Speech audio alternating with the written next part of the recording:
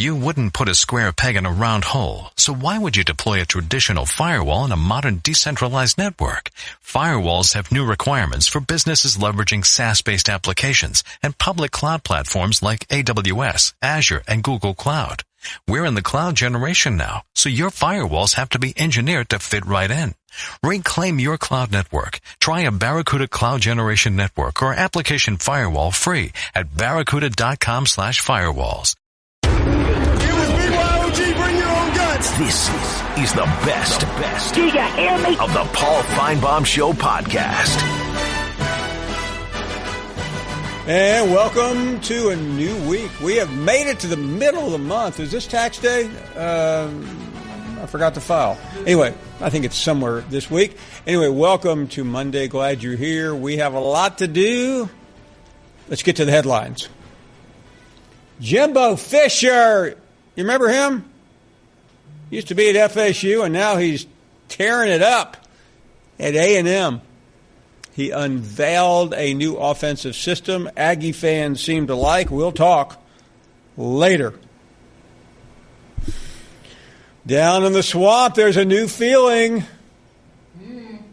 Dan Mullen is back in town, and they got that juice back at Florida, according to some of the recruits. We agree. Mizzou, remember them? Okay, no jokes. Mizzou showed glimpses of firepower in the spring game under new OC Derek Dooley. And from AL.com, an article by Matt Zenith and John Talty. A lot of people are yapping about this one today. What really happened between Hugh Freeze, Alabama, and the SEC? You've heard us talk about this story. Hugh Freeze, according to what we had been told he had the Alabama job, offensive coordinator, and then he didn't have it. According to the article by Matt and John Talty, said five SEC schools in all were talking or wanted to talk more to Hugh Freeze, but the conference advised them against it. There is a bylaw in the SEC that says a school must contact the SEC about any individuals who have a history of major NCAA infractions for a conversation about that individual. But ultimately, even though the article insinuated it was the commissioner's decision, the bylaw states that the institution has the sole authority on hiring personnel. The SEC has no veto. Well, anyway, the article insinuates that it was the SEC commissioner that informed Alabama or suggested to Alabama not to hire Hugh Freeze.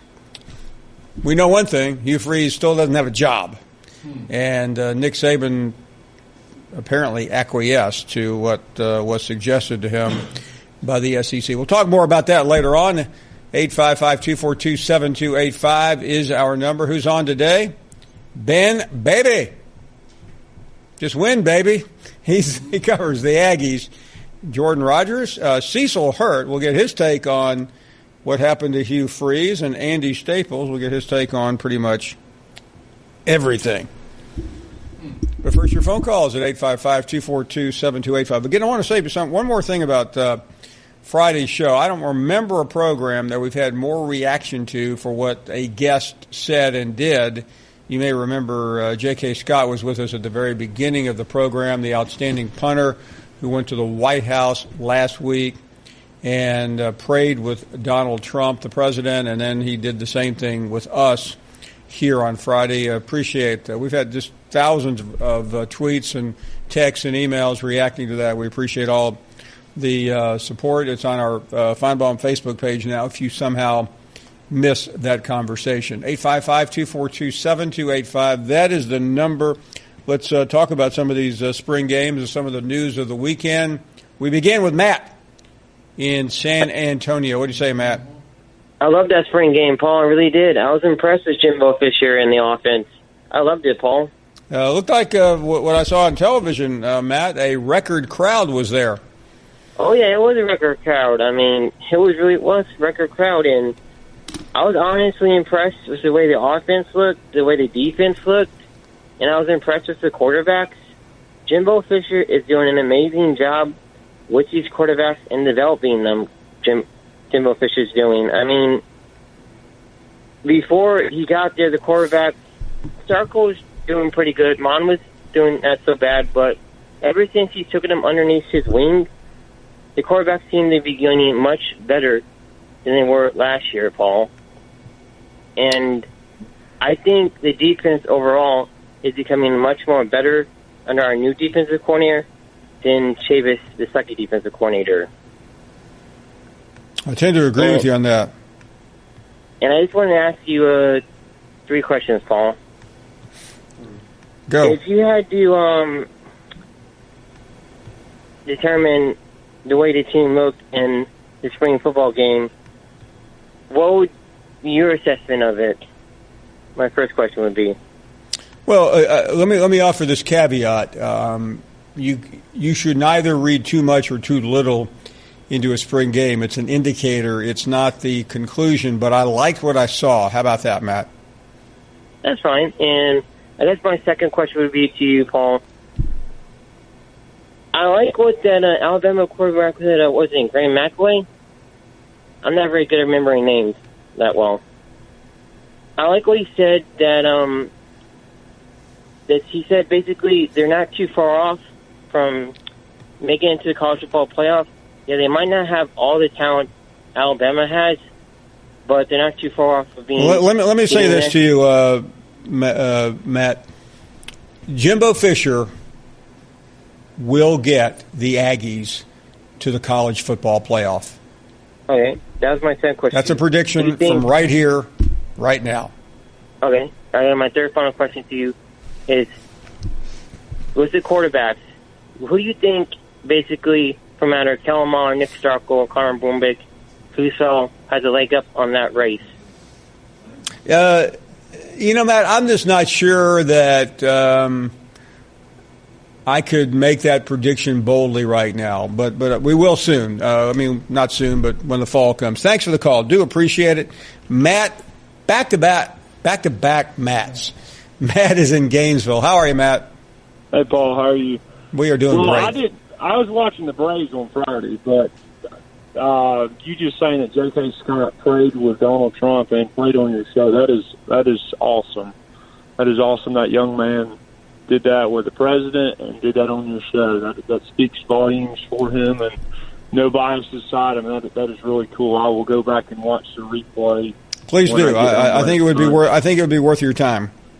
Yeah, and another thing I was going to tell you, I go to the Gwinnett Stripers games. You probably remember them, the Gwinnett Braves, and I had a lot of Alabama fans coming up to me and telling me to not let you pick on me. And I was like, well, you're an Alabama fan. And they're like, yeah, but we like what you bring to the show. So a couple really nice people out there, 2 Alabama fans and a Tennessee fan. They didn't know who I was, but I said, do you watch Finebaum?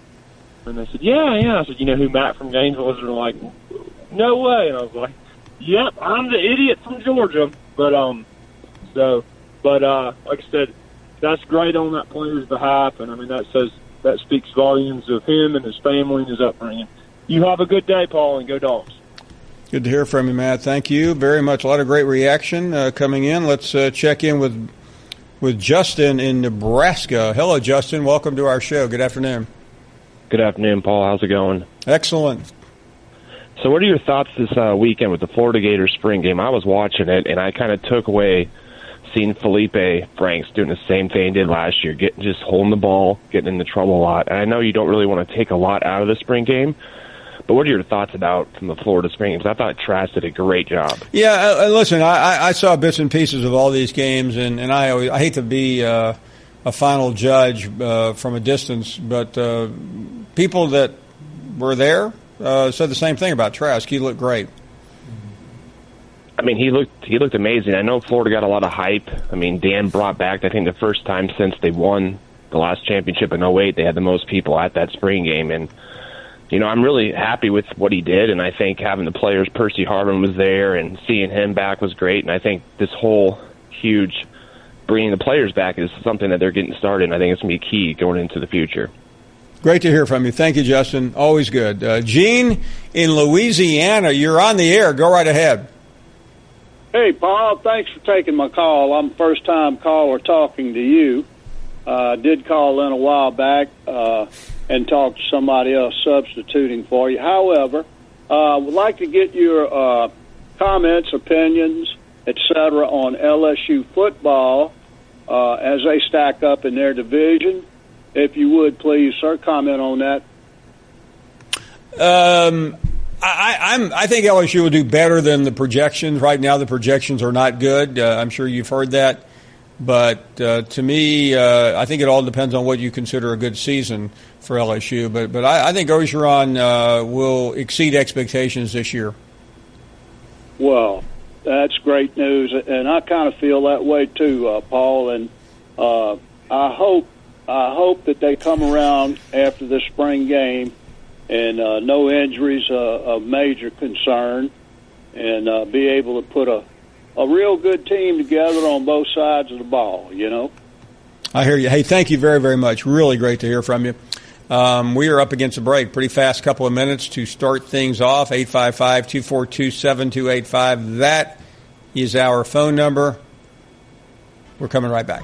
You're listening to the Paul Finebaum Show podcast. Glad you're here. We're happy to have you. Let's grab some more phone calls here at 855-242-7285. Ed is in Mississippi. You're on the air. Go right ahead. Pretty cool down here today, Paul. I really do enjoy these spring games. Now, Paul, I'll tell you one thing that's kind of been under my skin a little bit here. Now, Dan Mullins is a great coach. There's no doubt about that. He's proven himself time and time again. We know that. But the situation, you know, I'm always one of these guys. I like to give credit where credit is due. And, you know, a lot of people say, well, Dan Mullins made Mississippi State. Well, that's true. But this is kind of like the tail that wagged the dog, because to me, Mississippi State made Dan Mullins, even though he is great as he is, you know, they catapulted him to that position in Florida or anywhere, everybody that wanted him. You know, I mean, Dan Mullins owes Mississippi State. A lot of Mississippi State still loves him. And you know, I just believe that, you know, it's kind of like, you know, if you're going to say it on one hand, let's turn it over and look at the other hand, too, because if he would have gone, let's say he'd have gone to Tennessee, Arkansas, some of these other programs, he wouldn't be with. They didn't have the talent. Another thing is this. I am so tired of everybody. Oh, LSU's got so much talent. Florida's got so much talent. Well, where is it? I've been looking for 5 years, and all I've seen was one running back, Leonard Fournette, and that's all I've seen. Well, they had Darius Geis, too. Well, true enough, but both Arden of these Key, they've had some good players down there. Both of these schools are supposed to be the hotbed for recruiting with all the talent in the world, and I mean, can they not develop it? Surely, because Franks, to me, is not a quarterback for Florida. I don't know what they're doing down there. What's happening, Paul? Well, listen, I don't know what's happening. Dan Mullen just got there, and I think that would be a good question at the end of the season. But right now, I think he'll find a good quarterback, and it may not be Frank, and if it's Trask or the young player that he brought in. But I don't need to tell you how good Dan Mullen is in developing quarterbacks. Absolutely. So I wish him all, and the people of Mississippi State, listen, we're just thrilled to death for Dan Mullins because he did make us, and we helped him, and, you know, it's kind of like the tail that wagged the dog. One helped the other. Thank you, Paul. Thank you. Thank you. Tail that wagged the dog, or is that? Who cares? Hambone is up next. What do you say, Hambone? Okay, Paul, I'm going to give you my prediction. Before Texas A&M makes the playoffs, Alabama will win 5 more national championships. Roll Tide, roll. Well, nothing about you got to give Alabama fans credit. When they hear somebody else is nipping at their heels, they just say, you know what? You may win 1, we're going to win 5. I'll take your bet on that one, by the way. That won't be true. Zach is up next in Georgia. How are you, Zach? Hey, Paul. How are you doing today? We are doing great. Thank you. That's fantastic to hear. My question is about Tennessee football. We got a quarterback situation, I believe, brewing out there in Knoxville. Are we going to go with JG? You know, he's got a lot of heart, good attitude, I believe. You know, or we're going to go with the Stanford graduating, you know, Keller Chris. You know, maybe a wild card to McBride. What are your thoughts on that? You know, I don't know. I mean, everyone who wants to name the quarterback now, had Alabama fans had their way, they would have already told Jalen Hurts to leave school and give the job to Tua.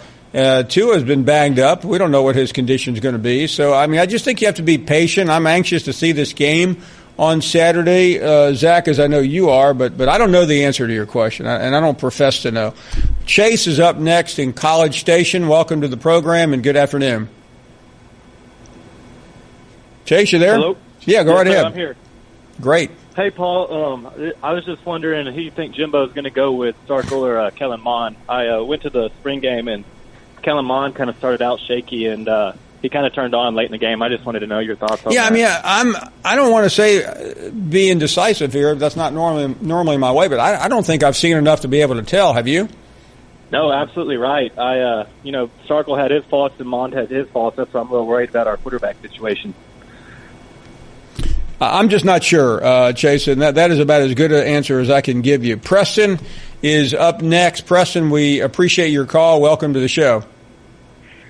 Thank you, Paul. Appreciate this. My first time to ever call. I've got a couple of questions. It's real simple. I love the Get Off Our Lawn series. Is that going to come back? And I hope it comes back. I thought it was one of the funnier segments we've had on this show. I loved it. We can use a little more humor on this show, don't you think? I think so. Too serious sometimes. Another thing I'd like to ask about is I'm from Arkansas, obviously, and Bear Bryant is an Arkansas native. Sure is. Fordyce. Fordyce. There's still a lot of Bryants live over at Fordyce. Do they really? Is there ever a chance that 30 for 30 would do a thing on the Bear? You know, they did one on, they actually did a movie on the Junction Boys. I don't know. It's a good question. He's a subject that's difficult because there have been so many documentaries done on him, but I don't think anything has really been done on the early Bear. They could call it the Junction Boys was not early Bear. The Junction Boys was his second or third job, but I'd like to see the early Cub, the early days of the Bear. He's just a fascinating character to me. And one other thing. Well, you could have him wrestling the Bear. Oh yeah. Bryant. Let's see. I'm trying to remember. He served in World War II. What else did he do before he got his first head coach? He was at Kentucky. I think Maryland was his first job, then Kentucky, and then A&M. He actually, I think, signed up or was going to go and coach at Arkansas. The draft. Yeah. Was that the story where he was about to be the Arkansas head coach, and then the World War II came? That's it. No, I couldn't remember. One other thing, you had a caller a long time ago, a year or so ago. Stingray. I'm not a Mississippi State fan, but I always enjoyed him. He was radical. Is he still around? I haven't heard Stingray in a long time. Oh, I appreciate your time. Thank you very much, Preston. Really, good. I'll pass that along to the person that runs the 30 for 30 unit. Good to hear from you. We appreciate it. We're going to take a short break. More phone calls. Ben Baby on the resurgent Aggies. All right, some clowns are already picking them to go to the playoffs. You're listening to the Paul Finebaum Show podcast. You're not worth a flip. Everyone in the neighborhood knew about Bobby. Bobby, the basketball boy, they called him. Bobby wanted to go pro someday, so he was always out in the driveway shooting hoops. But one day, his mom came out and told him, "Hey, your wife wants you to take out the trash?" His mom was visiting, and Bobby was a grown man. He had kind of missed his window. Plus, no one had ever seen him actually make a basket. But on the other hand, Bobby had heard how Geico could save him money on car insurance, so he switched and saved. So it was all good. Welcome back to the program. We were talking about A&M. I want to bring Ben Baby on here because Ben covers A&M for the Dallas newspaper. Ben, thanks for the time. Before we get to the spring game, we just saw a clip of Johnny Football. What's going on out there? Because there was a time not all that long ago that this university officially wanted nothing to do with Johnny Manziel. Good afternoon. Yeah, first, thanks for having me, Paul. Always good being with you here.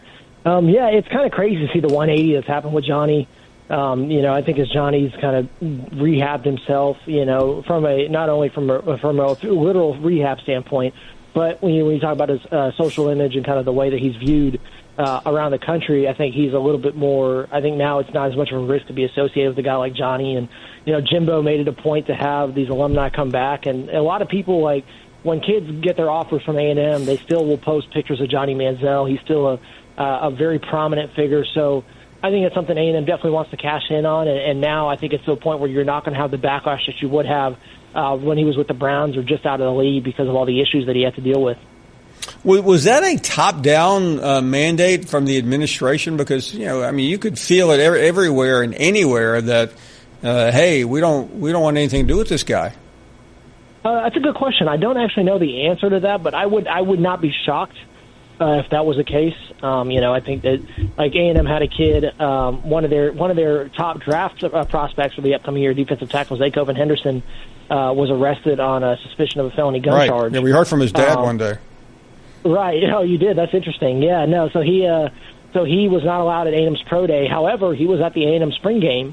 And nothing has really changed with the case except for the fact that it's more, the longer it kind of drags on, the longer it seems like the Brazos County DA might not prosecute it because they still haven't done anything with it yet. So, I think it just goes on a case-by-case basis, but I think that's how it goes for everybody. I think as long as it's not worth the public risk or whatever backlash that may ensue, I think people are willing to take waivers on things that might be a little risky. Okay, so great crowd, great feeling coming out of there, a lot of optimism. You're an objective reporter. You're not a fan. What do you think, and what did you see? Well, first off, I appreciate the objectivity shout-out. That's always nice to hear. I thought that we're going to talk about the quarterbacks. I think that's the number one deal. Nick Starkel started out really well, and then, and Kellen Mond admittedly said that he was sloppy to start out, but then as the scrimmage progressed, it kind of flipped, and Mond looked a little better at the end than Starkel did, and Mond drove his team back down to win. I think it was kind of vintage Kellen and what he showed as a freshman, that he'll make a couple throws that are really, really impressive. The big thing for him, and something that we're not going to be able to see in a spring game, is can he do it consistently whenever a defense is really keying in and forcing A&M to throw the ball?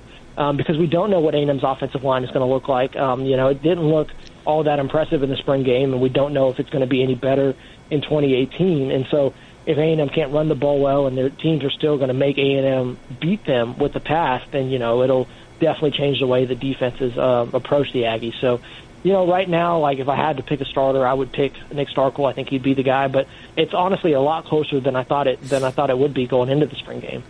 You've been around this program, and I realize Jimbo's here, the contract, all the hullabaloo, but beyond that, what else did you sense and feel from the spring, especially what you saw on Saturday? It seems like there's more of you can definitely feel that Jimbo does things a certain way, and it's almost completely different than the way Kevin Sumlin did it. The guys throughout the spring, you hear the comment that if something goes wrong at practice, you were going to hear about it immediately from a coach. And it was almost to insinuate that wasn't like that with the old staff, that there's a lot more attention to detail. The practice is a little tougher. And, Jimbo's going to be out there in your face if you're messing things up. And I think that's one of the things that, maybe A&M needed. It's definitely a shift in culture. Whether that's good or bad and actually translate to success, we're not going to know until the fall. But I think that's something the players definitely had to get used to because, it's definitely not the way that someone ran things. And so I think the spring was good for them to kind of get adjusted for that and get a feel for what it's going to be like in the fall because, I think you're going to see more of the same where you're going to see Jimbo and his coaching staff really on the players and demand nothing but the best rep in and rep out at practice. And you don't know if it was always the case under the Sumlin era. Ben, we know what the chancellor said and we know what the contract reads, but in terms of this year, what are realistic expectations? I think right now, looking at what they have, I would think a 9-win season would be a really good year for A&M because you've got Alabama and Clemson within a 2-week span in September. You would have to imagine both those are losses. And then when you look at, the SEC West and kind of where things sit, you still think that, until they can prove they can beat LSU, I think you still have to give that one to LSU. And then, I think Mississippi State and Auburn are still very good programs, especially Mississippi State, even though they lost Dan Mullen over the offseason. So, I think 9. If they lost to Clemson, Alabama, and then only lost to one other team the rest of the way, I think that'd be a heck of a year for Jimbo in his first year. I think I've got him at 8 wins. I think that would be pretty solid. I think right now, you want to just get the building blocks and get everything squared away so that you can make a run. Hold on one second. And if we could leave this, for those watching on TV, I want to leave this on the screen for a second. You said 8 wins, realistic, right? Yes, I think so. Okay, I'm gonna go down the schedule because this is really interesting. Clemson at Alabama. Those are the 2 treacherous games of the first half of the season. It would, there's also Arkansas and Kentucky, but just for the sake of argument, we'll say you're right about that. That leaves you with 2 more losses the rest of the way to get to 8 wins. Here's the schedule: at South Carolina, at Mississippi State, at Auburn, and then Ole Miss at home and LSU at home. So I'm going to say there are 4 games there that the Aggies could either be an underdog or close to an even pick. Of those 4, at South Carolina, at Mississippi State, and at Auburn and LSU, what's going to happen in those 4 games? You got to win 2 of them, don't you? Yeah. Oh, man, that's tough. It's honestly the same predicament that we were in last season, trying to pick, because I could have conceivably had A&M at 4-8 or 8-4 at the end of the year, and they ended up at 7-5. Okay, but let's do it this way: South Carolina, win or loss? I'll take a win. I'll take a win. A&M has a so you will win. The Aggies will go on the road October 13th and beat South Carolina. Okay, at Mississippi State on the 27th. Oh, I think they win that one because they're coming off a bye. I'll repeat again what I just got through saying. The Aggies will go on the road I feel like a game show host, on October 27th at Mississippi State. So therefore, you're going to say that at Auburn and LSU could be losses, or at Auburn, then maybe the LSU game could be the 9th win, right? Yeah, I think so. Man, wow. I was not expecting to be put on the spot, but you are. No, it sounds about right. I think when you go back and look at it, I think you're 100% correct, and those games could go either. Well, and I'm not trying to marry you to this. I just think it's, it's easy to say. I'm not picking on you, man. It's easy to say 8 wins, but I'm just trying to figure out how to get to 8 or 9 wins.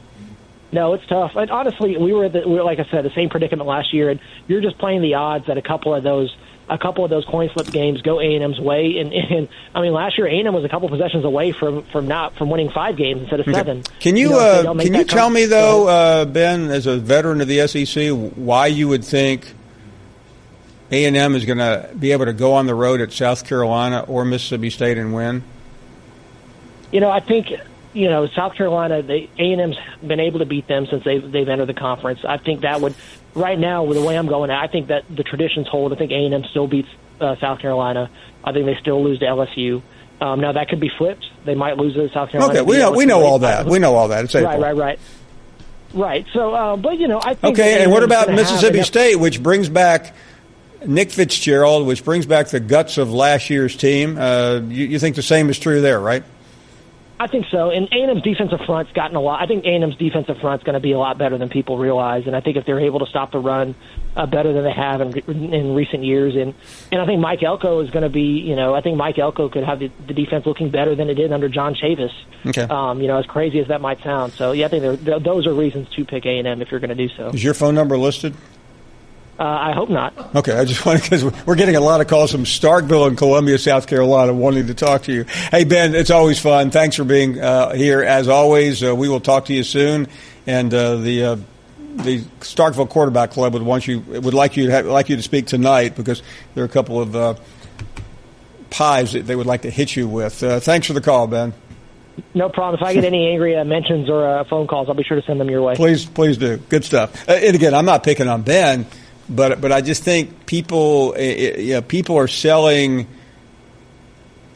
South Carolina and Mississippi State short. Now, I realize I'm the one that just gave the vote of confidence for Jimbo Fisher, but I think you have to try to separate tradition, what's happened in the past, versus what's going on today. We will take a short break.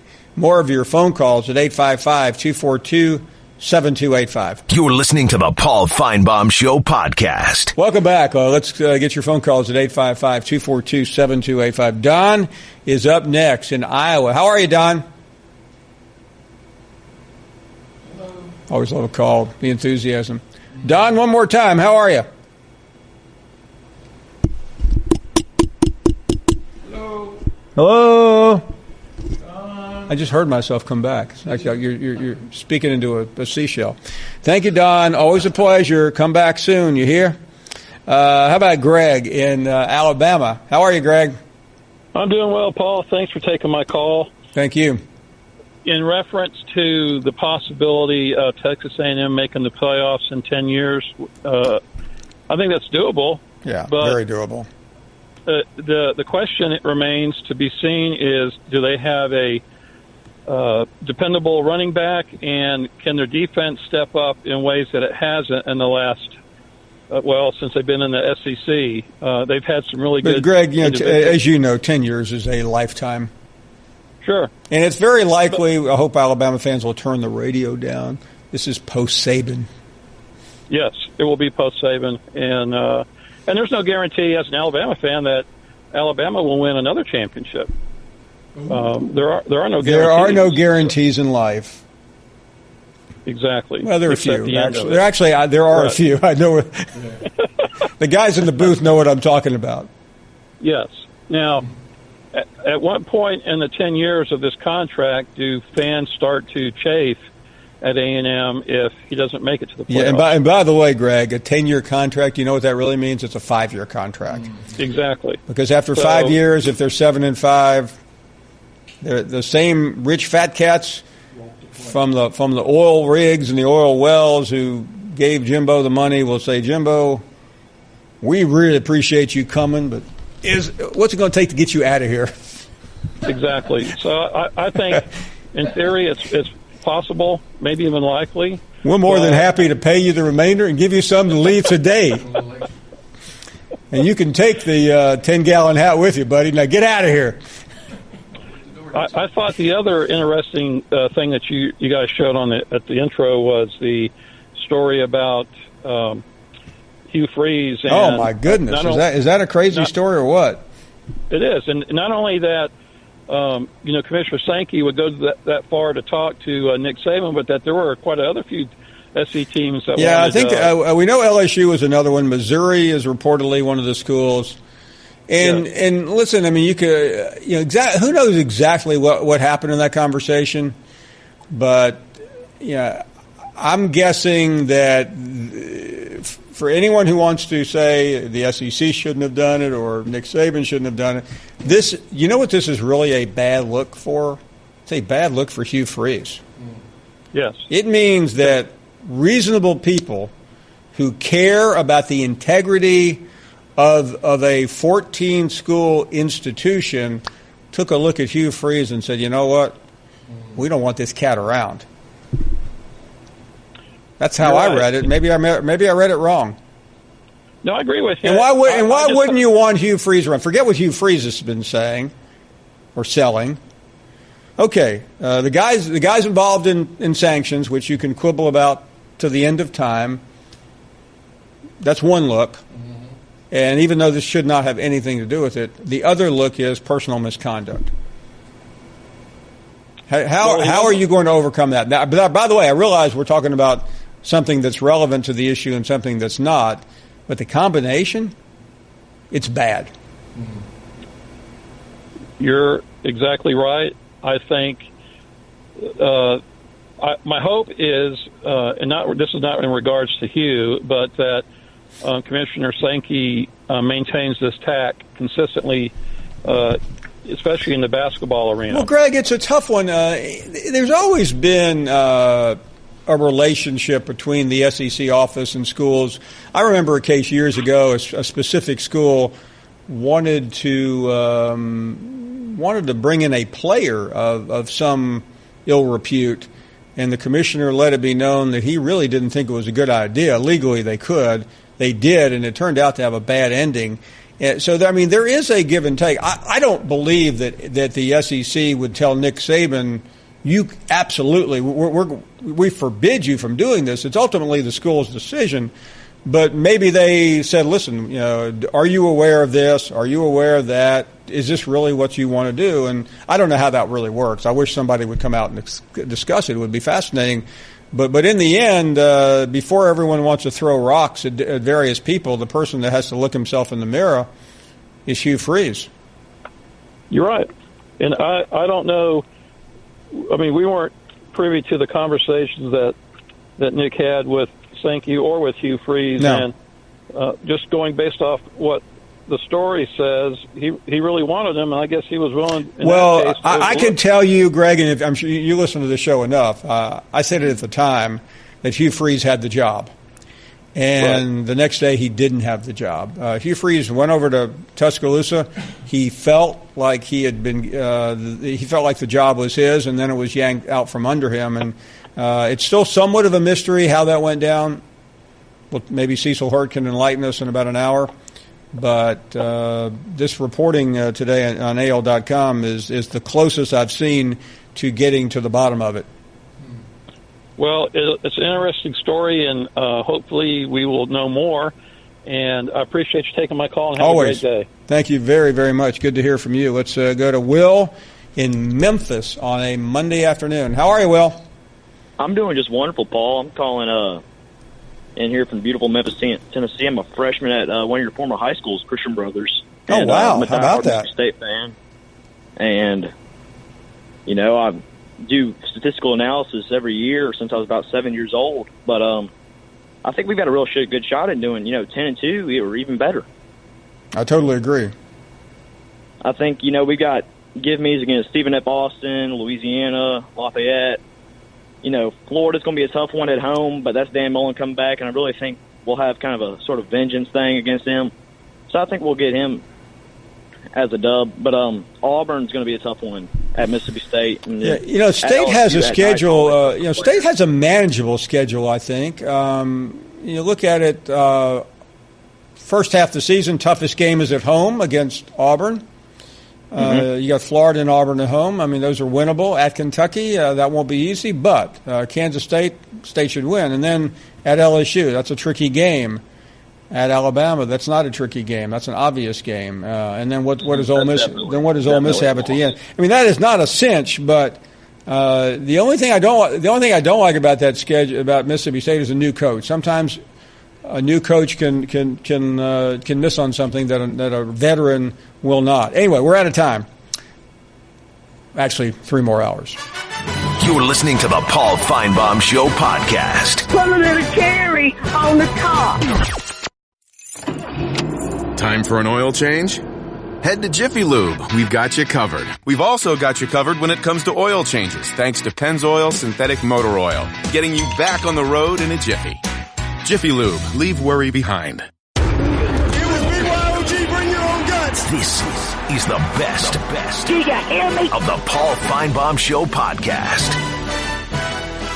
We welcome all of you back. The first hour was crazy for a Monday, middle of April. It was insane. Welcome back to the show. We have 3 more to go. Let's roll the headlines here and share with you what we'll be talking about next. The NCAA has a new rule, alteration to the football kickoff rule approved. Football kickoff rule altered to show the receiving team to fair catch a kick inside the 25-yard line and have it result in a touchback. Saban, smart. What about it? They'll tell you, the rules committee, that's why they do what they do. They have like statistics on it. They keep it.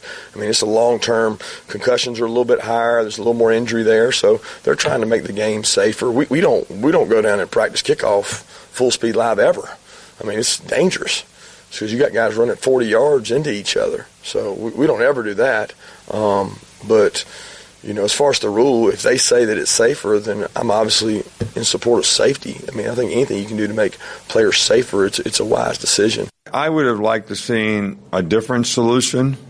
I understand the reason, and I respect the reason, which is player safety. But I guess that takes some of the strategy out of the game, to me, with the result that we had. And you would have got the same result if we'd have just moved it up 5 yards, because almost everybody in college football would have kicked nothing but touchbacks. And you still would have had all the strategies that you could have used in other circumstances. Yeah, it's been a long time since Nick Saban has actually liked a new rule, but I tend to think he may be onto something here. What is this rule accomplishing? That is the question. More of your phone calls at 855-242-7285. A lot of guests to come. We've already had a few. Let's check out Blair. Blair, how's Mom? Good. Blair's in Maine, for those of you who are driving around. Yep. And it's raining outside. It's raining in Maine. Let the rain in Spain. No, that's Maine. That's Spain. I'd rather have rain, Paul. Rain and meatloaf coming from the sky. Sounds like, remember, you ever heard that song, Weekend in New England? No, I haven't. Have you ever seen meatballs coming from the sky with rain? I've seen Lucy in the sky with diamonds, though. I'm just making crap Don't remember up. much about it, but I would, one night, that's all I could see. The reason I called was... Barry Manilow was okay the author of Weekend in New England. Paul, are you okay with the slide that happened in the New York Yankees and the Boston Red Sox game? Blair, I don't know how to break this to you, but I start paying attention to Major League Baseball in October. Oh, okay. What month is it, Blair? It's only... See, God, I'm bad with the months. Unlike people in New England, we have gotten above 30 degrees. Not by much, I might add. It's going to be about 30 tonight here where the spring just will not start, but we're still a little closer to spring than you are in Bangor. No, I'm not in Bangor. I'm in Demerscata, Maine. It took me a long time to learn how to pronounce that. Demerscata, I didn't realize it was Bangor. I'm in Demerscata, Maine, Paul. So where are you? Are you on the northern part or southern part? Mom, are we on the southern or northern? Yeah. Well, Hey, we Ma! are right here. Can we get some meatloaf? What? Mid-coast. We want it now! Hey, Blair. Hey, Blair. Well, the meatloaf is not around right now. We don't have any on the table. So, Blair, what's Mom up to today? Canasta game or what? My mom's reading a book. What Or book? knitting. That's what she does. Knit or... Call the Wild by Jack London? It's kind of your part of the world, isn't it? Paul. Yeah, Jack. Paul. Yeah, Blair. Paul Finebaum. Yeah. On television, she goes. What was your favorite book growing up, Blair? I don't like to read. What I like to do is sit at home, watch sports, watch the extra innings, and I like to also play the MLB. Blair, I didn't ask you what you like to do as an adult. I asked you what your favorite book growing up was. I don't remember reading, really. You've never read a book in your life? What book did I read when I was young, Mom? This is on. Dick, This is on the Spot, TV. remember I'm that book? live. What was the name of that book? No one is interested in this. Even my mom just said that, Paul. What'd your mom say? No one's interested in it, and she's looking right at you on the TV. No one's interested in it, and I'm looking straight at you. No one's Hi, interested Mom. in it. Send money. Mom, he wants money. How much money? How much you got? How much you have? He's right there. Talk to him at the TV. He's right I'll take your U.S. savings bonds, okay? Hey, we'll send you a credit card, okay? Love you, Paul. Okay, Blair, thanks. I'll let you spend the rest of the night with Mom. I would advise him reading, speaking of Mom, a little bit of Freud. Starts with an O, Oedipus.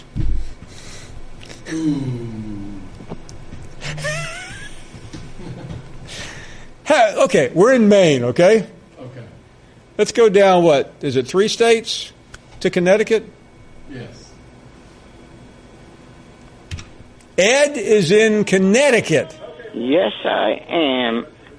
And before we start talking about my health, I want to talk football. Yeah, Ed. We feel good. We know about your health. Let's talk football. We got that the last you're time. the one that always brings up the health issue. Well, Ed, I'm not letting you tonight. I have a lot of elderly friends. I learned ask how they're doing, just to be on the record. Okay. Unfortunately, I haven't heard a whole lot, except that I'm going to be fantastic this year again. I don't know how fast you replace all these guys that left. It won't be easy, Ed.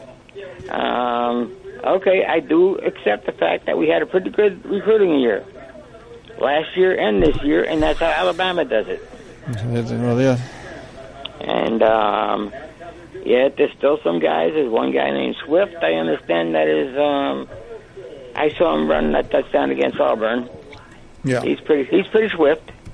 So you're going to watch the game this week? Turn down the TV. How long? I ain't been asked to turn down my TV in so long. It's going to be on ESPN. Okay, thanks, Ed. Okay, Maine to Connecticut. Now we're going to go a little farther south to Drew in New Jersey, right outside of the Big Apple. How are you, Drew, as we work our way down? We're out of New England, finally. Good. What's up, Drew? How are you, Paul? Okay, we went from Mom, who's 80, to Ed, who's 78, to you're, what, 15? Wait, huh? What you say? You're how old are you? 11 or 15? I can't remember. 10. Hey, kid. I made a mistake. Okay. So, my questions were some about the Alabama football schedule, and I kind of understand why they're so good. I looked at their schedule; it looks super easy. They're going to play Citadel. That's easy. You know, again, you're playing Arkansas State, Louisville, and a couple of other teams, so that are easy to play against. So it doesn't look like they're Kids say the darndest things. Huh? You know what, Drew? I'm struggling. I'm struggling to find anything you've said that isn't true. Yeah, Ole Miss, Missouri, Tennessee. Okay, let's look at the schedule for a second. Louisville, they're yesterday's news. Arkansas State, who cares? Ole Miss, they're in a rebuilding mode. A&M rebuilding. Louisiana, don't even care. At Arkansas, rebuilding. Missouri, rebuilding. Tennessee, decimated. LSU, trending in the wrong direction. You're right. This is an easy schedule. Mm-hmm. I forget, what was their schedule last season? Well, last year the schedule was different. They opened up against Florida State. Now, before everyone says, well, they weren't any good, Florida State was the preseason number 3 team in the country. Oh. Well. That's back when you were 9. Oh, yeah. Well, isn't it crazy what they can do? Because, you just consider that I think the score... Hey, Drew, what are you eating right now? Yeah. What are you eating? Just some fruit, blueberries. I just came home from school now, so... Blueberries with what? What are you eating the blueberries with? Kitchen.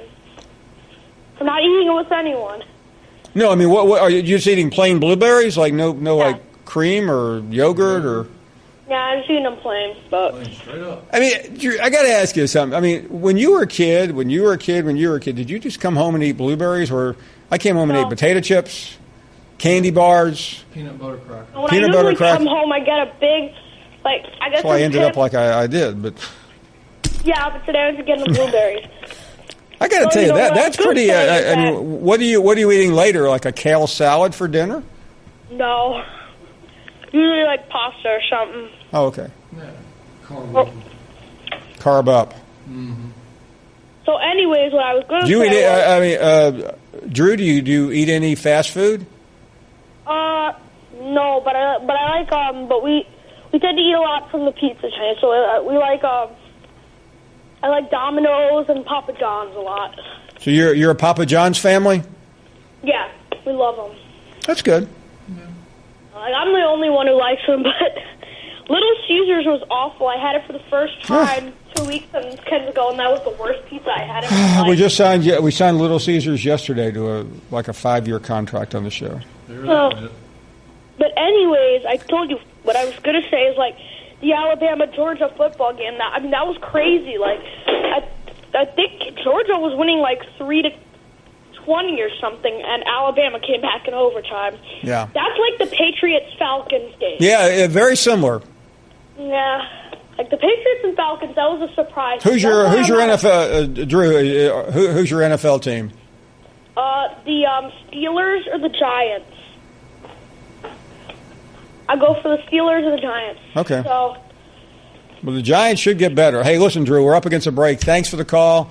We are knocking down Maine, Connecticut, and Jersey. We'll work our way back to our native land here in a few minutes. We're up against a break. Your phone calls are next. You're listening to the Paul Finebaum Show podcast. Welcome back to the program. Glad you're here. And let's continue with our phone calls here. And how about Diane in Florida? Remember that song, Jack and Diane? How are you, Diane? You there? Do you ever know anybody named Jack? My husband's name is Jim. Oh, you're married to Jim from Tuscaloosa? Unfortunately, my husband is Tuscaloosa. Is everybody having as much trouble hearing Diane as I am? Okay, yeah. But bar Jack's phone for a second. We'll figure out Diane in a minute. Charlie is up next in Chaplin. I guess nobody's ever confused you with Charlie Chaplin. Hello. Hey, Charlie. Hey, how you doing, Mr. Finebaum? Doing great. It's snowing and the sun's shining here. Oh, my goodness. Listen, I wanted you to mention the Big Cats going to have a great year this year. They got a defense that's coming up. It's going to be competitive this year. And the offense, I want one name, A.J. Rhodes, Heisman Trophy candidate. You think so? Yes, sir. Okay. And we got depth at every position, even the quarterback. And don't forget the name Walker Wood. He's a walk-on quarterback. I will not forget that name. And that's all I had to say. I just want a long-time listener, first-time caller. Thank you so very, very much. Good to hear from you. And okay, we think we have Diane back in Florida. Hello, Diane. Hi, Paul. How are you? We are great. Thank you.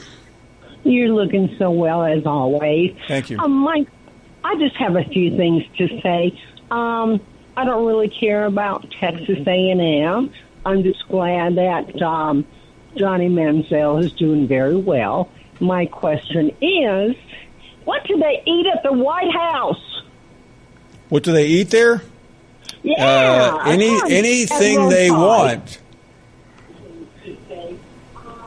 I don't really care about Texas A&M. Diane, you still there? I'm still here, honey. Okay, I got my radio up. Yeah. You can turn it down if you want. We'll still be here. I will. What do they eat there? I'm listening. Okay. What do they eat? So your question was about what do they eat at the White House? Yes. Did they, like Forrest Gump, did a lot of Dr. Peppers? I mean, well, no, I mean, the White House, and I don't want to act like I know too much here, but the White House has a White House mess where staff can eat, and you can go, I've seen this with my own, you can go pick up food. And this is for West Wing people, West Wing officials, and then there's obviously the White House kitchen, I had a tour of this not long ago, is in the basement. That's where the food is cooked, and they have an official White House chef. I'm curious why you want to know this, but I figured I'd relay the answer. I'm always hungry. Okay. After Drew called and he talked about blueberries, I ate an Oreo. Oh, I thought you just wanted to know where the president got his food. By the way, the president's favorite food is it McDonald's, and I think he likes KFC too, doesn't he? He's big on McDonald's. By the way, if I was running for president, I'd be big on McDonald's too. McDonald's, Chick-fil-A, anything that can relate me to the common man. favorite food is it McDonald's? Yeah, thanks, Diane. We got to figure this. Talk to me, not listen to the TV or radio. But great to have you on, and what an important question that was. Martin is up next. Martin, welcome to the show. Did you know that the president has to buy his own food unless it's a State Department dinner? So if like Prez and Melania just want to stay in for the night, and he orders, he said, "Cook me up some pot roast." He's got to pay for that. He has to buy his own groceries, pay for them out of his own pocket. I never knew that, by the way. Or order from Domino's. You think the president is a pizza? I've seen him eat pizza. Yeah, I do think I remember he ate pizza during the campaign. New York pizza. I wonder if he ordered now. If the president, John just suggests, if he orders out from the Trump Hotel, does he have to pay for it since he owns it? Well, it's just right down the street. I wanted to make a suggestion for the fellow in Maine. Okay. Easy read. An easy read would be Flowers for Algernon. Oh, wow, you're right. And I wanted to ask you a question concerning the fellow that called, I think from Florida, that made the comment that Ohio State was going to wipe their butt with Alabama. Yeah. What does Ohio State's schedule look like? And is there any chance that anybody could be the Charmin on that list and end up wiping their butts with Ohio State? We're going to wipe your butts this year and smoke them. Yeah, Martin. Their non-conference schedule is a little bit better than it has been. They play Oregon State, which is a walkover, and TCU, which is not. They have played in recent past Oklahoma, just to name a couple. Nebraska and Michigan are at home. They're at Michigan State, so they basically have a 1.5 game schedule, if you ask me. Not tough for. But Urban Meyer is looking for a quarterback. I bet he has one. We'll take a break. 855-242-7285. Jordan Rodgers will join us next. You're listening to the Paul Finebaum Show podcast. You're not worth a flail. I just saved hundreds of dollars by switching to Geico. I feel like a whole new person. Disclaimer, you will not become a whole new person. This is impossible. You might be able to join a gym or diet program, buy a new wardrobe, get hair implants, but your DNA and physical form will remain the same. Geico waives any and all liability if you attempt to become a new person, except a cyborg. If you choose to become a half-human, half-cybernetic organism with lasers for eyes, the Geico legal team would be cool with that because, quote, laser eyes are pretty sweet. Pew, pew, pew, end quote. Geico. 15 minutes could save you 15% or more.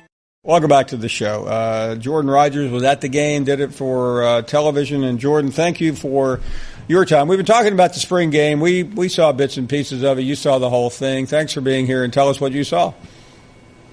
Yeah, thanks for having me, Paul. Interesting case here. I was excited to get down to Gainesville to check out this Dan Mullen Florida football team.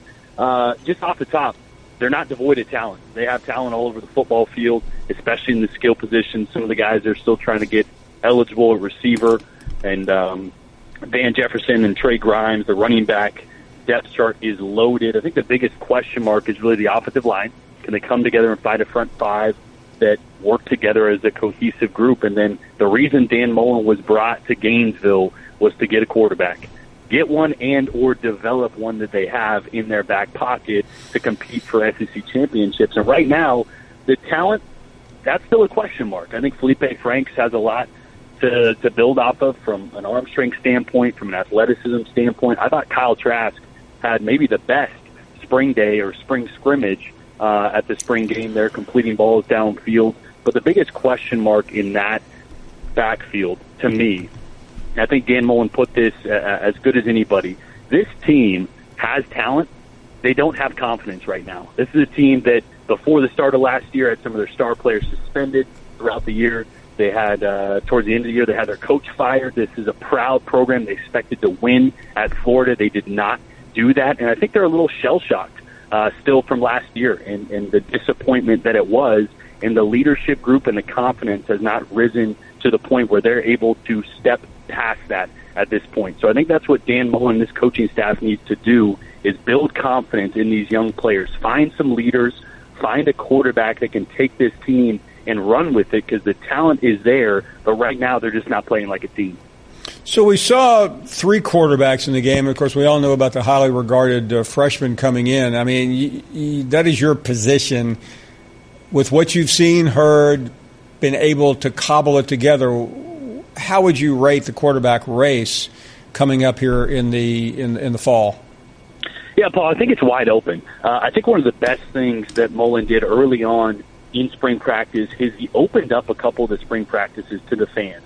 And now when you have a 5-star quarterback like Emory Jones come in, and you've had a quarterback position that's been struggling as of recent, or really since Tebow at Florida, you're kind of banging the table for the 5-star to get some playing time. Well, he's just not there yet. He's got a ton of talent. But if you watch practice, he is miles behind Felipe Franks and Kyle Trask as far as running this offense, consistently completing balls downfield. Now, does he flash skill? Absolutely. Does he have a higher ceiling than those guys? He might, but he's not ready to play just yet. I think their best option is still going to be either Felipe Franks or Kyle Trask. I think the biggest strides will be made from now until August 4th when camp opens. But I will say, kind of really pressing Dan Mullen about this position, I think we're going to see Felipe Franks be the starter, and I'm just guessing here. I didn't get told anything. I think we're going to see Felipe Franks be the starter. I think we're going to see him run the football a lot more than maybe he expected, maybe we've seen in the past. As we asked Mullen about developing Felipe as a passer, he said, well, sometimes you got to build confidence through his strengths. Right now, his strength is running the football. He can flash his arm strength. He can make some big throws downfield. But until that confidence starts to catch up to the development of his passing game, he's the best option running the football from the quarterback position. He's big. He's more athletic than I think we give him credit for. I think we're going to see an offense that utilizes Felipe Franks differently than we saw last year, and more so as a runner. Jordan, what did the other side of the ball, the defense, of course, look like to you? Oh, it's interesting. I got a chance to play against Todd Grantham, so I know that defense well. I know his track record at Mississippi State, taking them from a worse than 100th defense to top 15 at times in the country.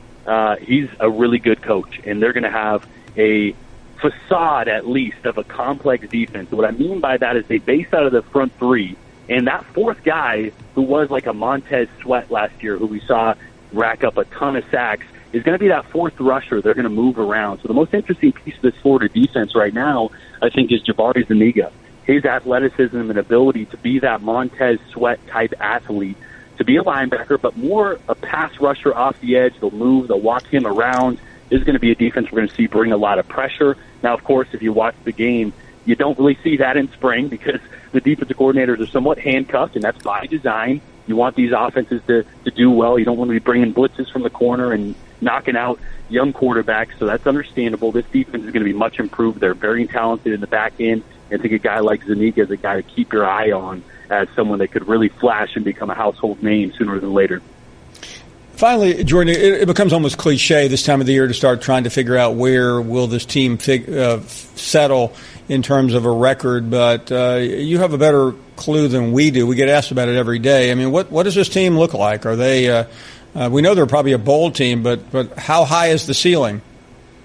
Yeah, right now, and just this is my opinion, but just getting the temperature of this coaching staff, I don't think they're overly confident in what they have right now. Now, that's not just Florida. That's any new coaching staff that's really rebuilding these guys from the ground up and focusing on fundamentals more so than offensive scheme and teaching them how to actually be a team. If the offensive line comes together, they can be talented on offense. But still, you got Georgia getting better. I think you have Kentucky that returns almost everybody on defense that's going to be much improved. You have a Missouri team in the East that can put points up on anybody. I think this team, if they get to 8 wins, they're going to be super happy with the trajectory that this Florida team is on. This is not going to be a turnaround like I think we might see at Texas A&M, where I think Texas A&M and Jimbo Fisher's new staff is ready to win now. Florida, I think, is about a year away, but that doesn't mean we can't see them get 7 or 8 wins and be a team that we start to see on the rise towards the end of the year. Jordan Rodgers, just off of his call of the spring game down in Gainesville. Jordan, thanks so much. We will talk to you soon. Sounds good, Paul. Good to chat. You bet. Great stuff from Jordan. More guests to come. We'll go to Tuscaloosa a little bit later on, see if we can get some clarity on how close Hugh Freeze almost came to working for Nick Saban. Andy Staples later on. Your phone calls are next. You're listening to the Paul Finebaum Show podcast. We welcome all of you back. We're glad you're here. It's been a very busy afternoon. Let's continue. Ron in Key West. Good place to be on a spring day. How are you, Ron? Doing great down here in the sunny Florida Keys. I bet. Glad to have you on board. Well, I'm a first-time caller, and I'm a Gator alum, so I enjoyed your interview with Jordan Rodgers, and I was curious about your take on the Gator quarterbacks this year. Yeah, listen, I tend to agree with Jordan, and by the way, he knows a lot more about it than I do, so I'm going to defer to him for the expertise, but I think it is going to be a slow transition, but I think once the ball starts rolling or the train starts running down the track, whatever cliche you prefer, I think Dan Mullen will really lead this program back. I don't think it will be very long. I've seen him before, and I also, like you do, know how powerful Florida can be when everyone is on the same page. And speaking of the first year, what do you think about the odds of the Gators winning more games than Jimbo Fisher at A&M? I might give a slight edge to Jimbo, but I think it will be. I think there will be a one-game differential. I do think Florida's schedule might be a little more challenging than. Well, I take the correction on that.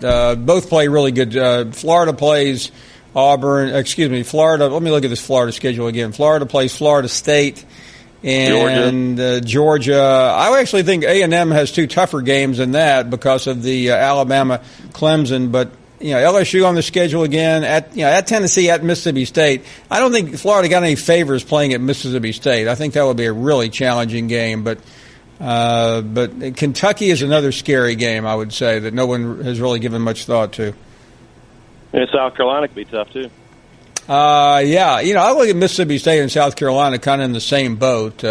One has a new coach, one has a third-year coach, but they both have really good quarterbacks, and they both are dangerous. One other thing, I thought the running backs looked very good at Florida. How did the running back crew this year at Florida compares to the rest of the SEC? Well, it's getting better. Certainly, if you kind of start thinking about it, it wouldn't be the best, but it is. I'm just trying to think of what I saw. I think it's going to be really good. That would be my response to you without being able to digest 14 schools in my head at the same time. Jeff is up next in Chicago. Hello, Jeff. Good afternoon. Hey, good afternoon to you. Hey, just wondering, I heard you saying that, just recently here today that Ohio State had about a 1.5 game schedule. So it got me curious. I started pulling up some schedule rankings here for this upcoming season. It looks like Ohio State has the 15th hardest schedule in the country. Well, anywhere between 12th and 17th, according to these two. But, they play at Penn State. They play TCU and Texas. I'm just wondering if they have a 1.5 game schedule, then what does Alabama have? Hey! Come on, Jeff. Alabama has the Citadel. You think that's easy? You know what they say? It's kind of like Starkville. You just do not want to go to Citadel. At least they got Citadel at home. I guess. Well, really, you make a good point, and I think I walked into that one, but. Alabama's schedule. Alabama has the easiest schedule that I have seen under Nick Saban because they don't play a legitimate. I'm going to repeat this again, Louisville fans. They don't play a legitimate opening game. I mean, Louisville's a joke. Let's be honest. I mean, without Lamar Jackson, that's a 3-touchdown game. And then where are their hard games? LSU could be a challenge, and Auburn. Mississippi State at home, I like them there. Alabama plays about a 1.5 game season as well. How about that? Well, LSU has LSU. I don't get it. By the way, I'm counting LSU as the half game. Yeah, well, they have the least experienced roster in the entire SEC coming back this year. But Alabama does not have up with these things called. Do you think this year's Alabama schedule is easier than last year's Alabama schedule? Now, Jeff, you're being a revisionist history, though. You have to look at the schedule as you're going into the season. After the fact, no, Alabama had a very easy schedule. But going into the season, like we're going into 18, Alabama had a challenging schedule at Auburn to end the season, and then at Mississippi State, which we knew before the season was going to be a challenge, and then playing Florida State. That was a toss-up game in April. Okay, I know it's easy to say now, but that was a team a few of our colleagues picked to win the national championship. Yeah, but you're kind of also the same guy that I know you pointed out Ohio State's game against Oregon State, but if Alabama was playing Oregon State, you would be on these very airwaves going, oh, well, when they made the schedule, Oregon State didn't Chicago. Hold on a second, Chicago breath. I just got through calling Louisville a joke. I don't know. You must have been watching a Cubs game or something when I said that. No, because of our wintry conditions, the Cubs can't even play. None of these teams know how to make stadiums with retractable roofs anymore. In fact, I don't think the Cubs are going to be able to play for another 2 weeks when I was just looking at the long-term forecast right now. But, I mean, I don't know. It just seems like you forget about these little things called facts. I mean, sometimes I feel like... Jeff, I haven't forgotten about anything. If your bias is so... Jeff, listen, I'm not even going to bother defending that because I just got through calling Alabama's schedule week, so I don't know what you're listening to. I don't know what you're a serial caller, Jeff. You call up with an agenda. No, you call up with an agenda, and then you don't listen to anything else that you hear. Jeff, come on. This is not our first rodeo, okay? No, Paul. You're the one who said Ohio State has a 1.5 game schedule. They play at Michigan State. They play at Penn State. They play TCU. Jeff, come on. Penn State's got nothing this year, okay? They have nothing this year? Well, my standard, listen, you're a big. Jeff, you went to Indiana, so you're afraid of Penn State. I'm a college football fan, and I know what they lost, and I know that Ohio State will win that game. That's not a game that scares me, okay? Yeah, I guess Penn State must be like Florida or Kentucky or some of these games that you guys. Now we're getting to the underbelly of the call. This is I'm going to call the Finebaum show because I live in Chi-Town and I went to IU, so I'm going to make fun of all those schools that beat up on my schools, right, Jeff? And by the way, Jeff, why don't you call the Big Ten Network show right now? Why don't you call the Big Ten Network show right now and have an honest and objective conversation about that? Oh, I forgot they don't have a show. Ron, assuming you can. Ron is up next in Oakland. How are you, Ron? Doing well. I'm originally from Chicago. Why don't you ask Jeff about the Bears for a while? Well, because I try to stay on the subject. I don't change. I don't make up my facts as I go along like Jeff does.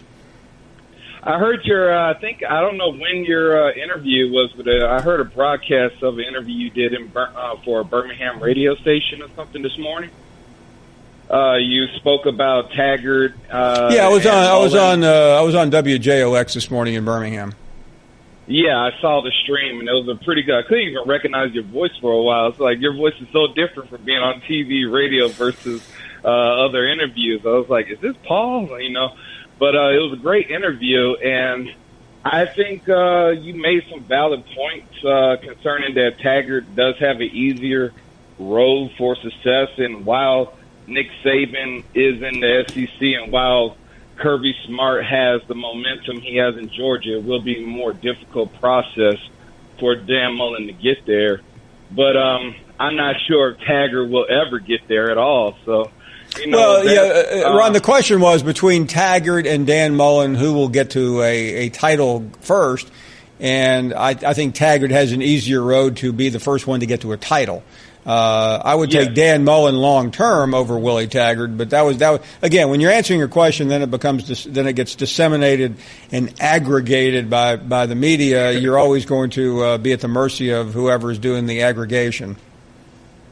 Yeah, and it was just a great interview, and it just had me like, I got to call Paul today. And but I just heard, clicked on and caught the end of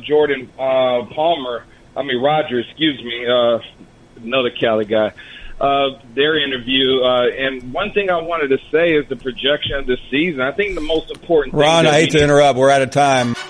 You're listening to the Paul Finebaum Show podcast. Put a little cherry on the top.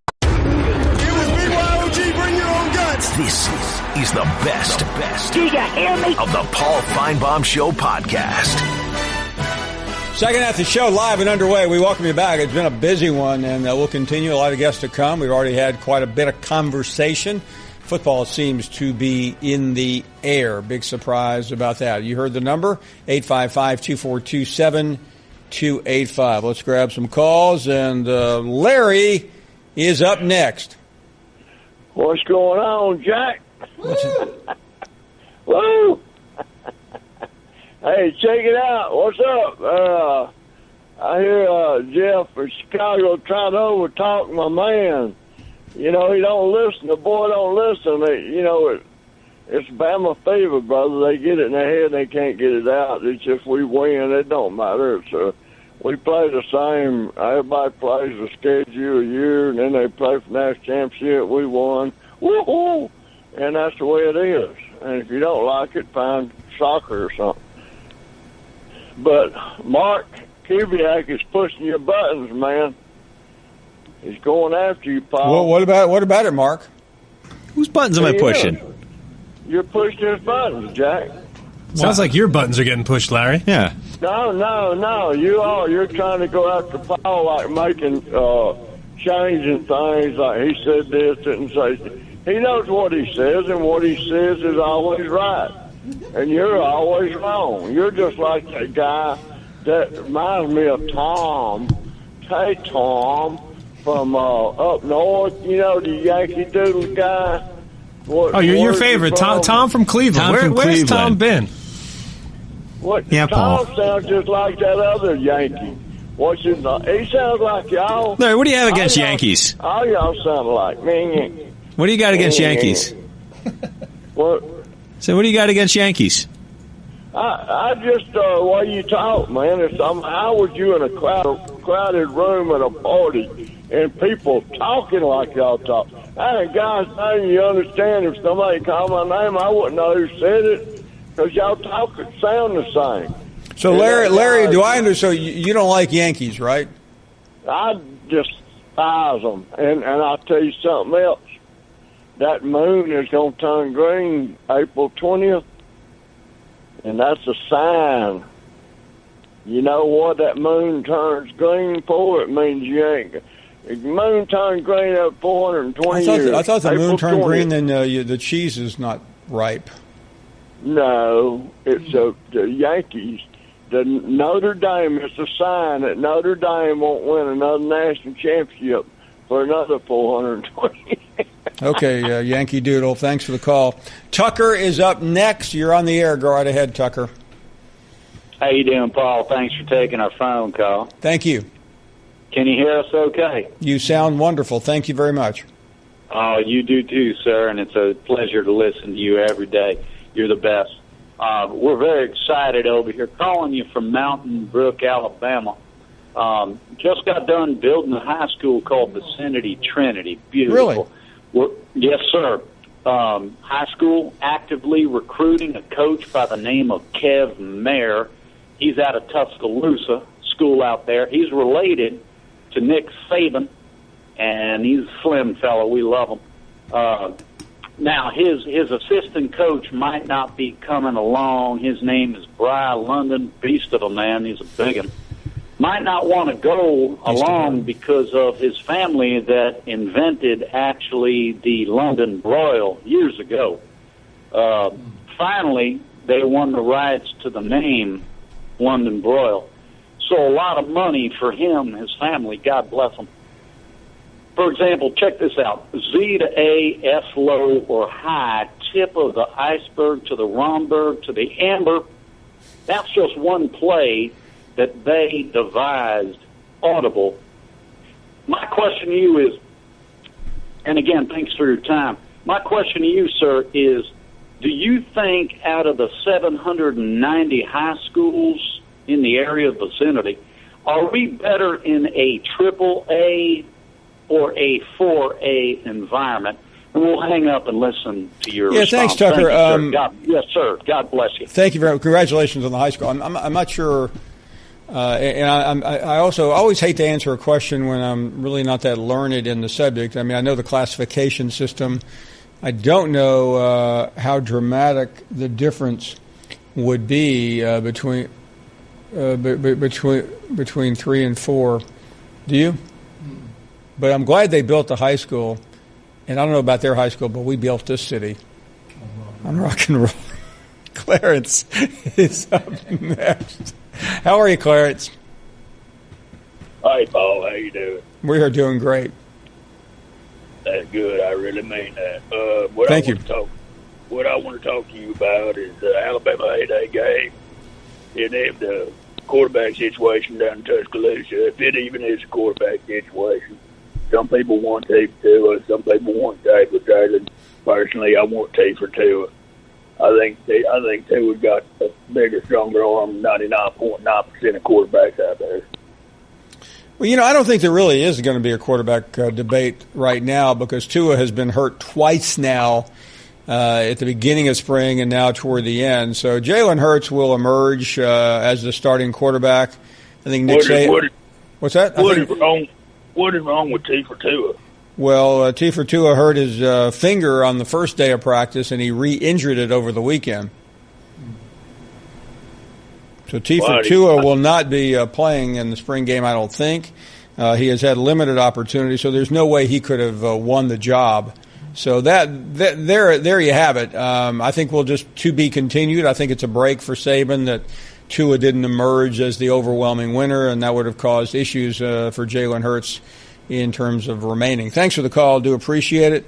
How about Joe in Red Bay? How are you, Joe? Good afternoon, Paul. I'm doing good, and how y'all doing today? We are great. Well, that's good. I want to say hi to John and Mark, and just to let y'all know, I do not have nothing wrong against Yankees. And I do have something wrong against idiocracy, which is what Jeff in Chicago was, displaying today by not listening to. He didn't listen to a word you said, Paul. I mean, he really didn't. Is that like a meritocracy? Yeah, I guess it is.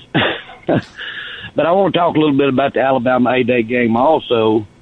I'm actually going to be at that game, and I'm going to actually be on the sideline for a little bit or out on the field. And so I'm hoping I get to see Joey Galloway and we can work out our differences and Kirk Herbstreit, because I thought about what you said about Kirk the other day, and Kirk actually is a good guy, and I do have a lot of respect for him. And I want to say a good shout-out to Rick Carley, my buddy. I hope he's going to be at Tuscaloosa this Saturday because I want to see him. Rick Carley? Wow, of course Rick will be there. Rick's Mr. Tuscaloosa. Oh, yeah. Well, I'll holler at him later this week, and I do want to get up with him this Saturday. But, I know there's been a lot of talk about the quarterback situation at Alabama and all of this, but you know who we lost this year, offense, defense to the NFL or whatever. And is there any certain thing you're looking for more on the defensive side or the offensive side, or or anybody, any side of the ball you're looking for somebody to step up to the plate? Are you really going to be looking at the offensive side or the defensive side this weekend? Because I'm going to be looking more at the defensive side of the ball this. Yeah, listen, I know the defense. I know the offense is going to be quality offense. I'm not overly concerned about either side of the ball, Joe. Nick Saban is notorious for not showing much in spring. He didn't get to where he is by letting the kitchen sink out. Hey, thanks for the call. Appreciate it. Let's continue with more phone calls here. And Joseph is in Florida. How are you, Joseph? Oh, hey, how you doing? Good. We are doing great. Thank you. So I was just wondering, I know this is the SEC network, but I was just wondering if you think you might be putting on the turnover chain again this year. Yeah, I think Miami will be good. I tell you what, that first game is going to be pretty intriguing against LSU. Yeah, I'm kind of excited about that. I'm glad they're opening up with stronger. I'll be watching that one. That might be my favorite game of the opening weekend. Yeah, well, it's weird. I was just curious why it was on Sunday. That was kind of weird to me. Is that something new? Or no? Well, here's what they do. It's the only college football weekend of the year where there is no competition, so they play Thursday, Friday, Saturday, Sunday, and Monday. That's the reason. It's a standalone game on Sunday night. Nobody else is watching. Nobody else is playing, so they own the night. That's why they're doing it. Yeah, I think the biggest thing with them will be the quarterback situation, really. Whether one of the newcomers they get in there. Yeah, no, I think that's a real question mark. Hey, thanks for the call, Joseph. I really do appreciate it. We're up against a break. More of your calls, more guests to come. It is Monday on the show. You're listening to the Paul Finebaum Show podcast. Welcome back to the program. We've had a lot of interesting calls from all over the country. Jeff is up next, not the Jeff from Chicago, the Jeff from Columbus, Ohio. What's going on, Paul? How are you, Jeff? Hey, I'm doing real good. This is a great show tonight. You need to tell Larry and Shelby it's Patriot Day in Boston, but it's Yankee Day on the Paul Finebaum Show today, brother. I mean, the Yankees are coming in strong, and it's amazing to me, Paul, and I know you've got to deal with this all the time, but with all the success the SEC and especially Alabama has had the last, 5-10 years, why is everybody so sensitive down there when we bring in some facts and comments? You know, y'all get so, sensitive down there. I just don't get it. Why is that? Can you explain that to me? It's a Southern thing, Jeff. I mean, Jeff from Chicago, I thought had some facts, Paul. I thought he kind of had you boxed into a corner a little bit when you said Ohio State has basically a game-and-a-half schedule this year. I mean, you know that's not right. You know, and Jeff was coming in. Okay, Jeff. Allow me to correct myself, okay? Okay, correct. I want to do a public mea culpa. I did say Ohio State had a game-and-a-half season, and I have found out the errors of my ways. So please accept my apology. I'll repeat it this time for the cameras. Ohio State does not have a game-and-a-half season. Ohio State has a game and three-quarters season. So what are you doing, giving John's Penn State three-quarters? Or I mean, you're not even giving us a full game for beating Penn State over there? You Buckeyes, you had that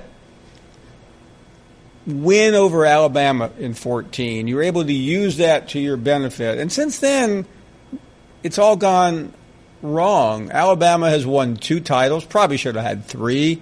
You guys, and I give you full credit for that, Paul. You guys up there are you're no longer content beating up the piñata, better known as Jim Harbaugh. So here's what you want to do, Jeff. You got your big boy pants on, and you want to go over to the big playground and start a fight with the SEC. Well, let me tell you, it won't work. I mean, Paul, you're so defensive. Chicago, now Columbus, Ohio. We're just having fun with you guys up there. Relax. I realize it's April. What is it? 16? 16. It's April 16th in Columbus or Chicago. It's still 12 degrees, and you're wearing your parkers and your caps and your gloves. Whatever you're wearing, who cares? Yeah, Paul, don't worry about the facts here, Mark. I mean, and you're whining and you're crying, and we're just having fun down here because we sit out in the sun, we go to the beach, we have a good time. And you guys, I mean, what did Ohio State do last year? during the season. Can you help me, educate me, We discussed that over and over, Paul. Yeah. And I told you, if you took the gas pipe is what happened, Jeff. You have a chance against Wisconsin, a bunch of slow guys, and you let them get the better of you in the second half, so you sat out the party while Alabama and Georgia slow dance on January 8th. I don't remember what the question was. You asked me the question. I was going to answer like I honestly have. But when Jeff had you pinned into the corner, you go to that lame Big Ten network, call them. That's weak, man. No, it's not. It's not, Jeff. Jeff, it's not weak because especially when you were wrong about our schedule. You were wrong, Jeff. Who cares? I mean, it's ridiculous. Okay. Why are you guys so sensitive about when people come in? See, Jeff, the difference between us and you is that we have a forum down here where you can discuss things. We let you in. We invite you. We try to make you feel comfortable, and all you do is come into our party screaming about why you didn't get a good invitation. I mean, you're visiting. I mean, you're not really part of this family. You're visiting. You stayed 2 nights. You want to stay 4 nights, and we're tossing you out. Okay, it's Sunday night. You're going home. Thank you. Thanks. Rich is from Atlanta. Woo! Jack, can somebody tell the Jabroni Jeff brothers that the Howard Stern channel is further down the dial? Oh, my goodness. I made a simple statement. Hey, Rich, I may have been wrong, but I can tell between the two of us, I'll never apologize. Wouldn't it be great if the Jabroni Jeff brothers had a show on the Big Ten Network? The Big Ten work is truly missing out for an opportunity. Yeah. The crying. Remember that movie, The Crying Game? Oh, yeah. Hey, Jack, speaking of the Big Ten Network, can you explain? I don't totally understand what happened. Now, Comcast dropped them in the non-Big Ten footprint. Is that correct? That is correct. And what were the reasons? And could that ever happen to SEC Network? Well, I'll give you a broad view, Rich. I think when you have good programming, national cable companies like to have you on regardless of where you are. So I couldn't answer the question about the SEC Network. That would be out of my pay grade, as they like to say. Right. Okay. I know one thing. If the Jabroni brothers are on the show any more than they've been today, we probably will get canceled nationwide. Yeah, I would call them. I would definitely call them. They're hilarious. Hey, the Alabama schedule question that Jabroni Jeff was talking about. who was number one in the playoff seeding? Who was the number one team in the country? Well, that would have been Clemson last year. What happened to Clemson? They got waxed by Alabama. Who was number 2 in the playoff seeding? That would be the Sooners from Okie Land. No, you sure it wasn't UGA? I'm not positive, but I think it was Oklahoma. Okay. All right. Well, Oklahoma, which is fine, which was a great team last year. We'll double check on that, but I think it was Oklahoma. Okay. Well, what happened to UGA in the championship game? They won. Well, they played. They beat Oklahoma. Okay, and then what happened? What was next? Well, then they lost to the number 4 team. Okay, Alabama. Oh, Alabama beat the number 1 and the number 3 team in the country. Is that correct? Yes, that is correct. Well, there you go for your roll tide, Jack. Thanks, buddy. Listen, I don't. I made a statement just for fact. I mean, not for fact. I was responding to a caller. I think Ohio State's schedule is okay. It's not great. We're talking about non-conference. We're not talking about in the conference because we really don't know how that's going to pan out. I've said repeatedly, I don't think Alabama has a great schedule. I don't know how many more times I have to say that. But listen, we've heard from Chicago. We've heard from Columbus. Where else? Detroit. Are you watching today? Who else is? Where other Midwestern city would be snowed under right now? Muncie, Indiana. I mean, I'm not making. I mean, I'm sorry. We like to have fun down here in the South. We're not so. We don't have our finger stuck. Anyway, let's get to the break. More to come. Cecil Hurt is coming up next. We'll ask him about Hugh Freeze. You're listening to the Paul Finebaum Show podcast. You're not worth a flip. I just saved hundreds of dollars by switching to Geico. I feel like a whole new person. Disclaimer, you will not become a whole new person. This is impossible. You might be able to join a gym or diet program, buy a new wardrobe, get hair implants, but your DNA and physical form will remain the same. Geico waives any and all liability if you attempt to become a new person, except a cyborg. If you choose to become a half-human, half-cybernetic organism with lasers for eyes, the Geico legal team would be cool with that, because, quote, laser eyes are pretty sweet. Pew, pew, pew, end quote. Geico. 15 minutes could save you 15% or more. Welcome back to our program. More of your phone calls at 855-242-7285. We showed you a headline earlier about this article with Hugh Freeze. We'll get to that in a second, but we want to talk about that with Cecil Hurt. But Cecil, it has been too long. Welcome to the program. Hope all is well. Everything's going well, Paul. Thank you. Glad to hear. Before we get to one of the subjects that we want to talk about, let's get an update on the not so dramatic quarterback battle between Tua and Jalen Hurts. What is Tua's condition right now? Well, he's apparently re-injured the hand that he had injured earlier in the spring. We don't have a further update as to how much he'll participate. They'll practice again tomorrow, so we'll see if he's out there. And then we talked to Nick Saban on Thursday.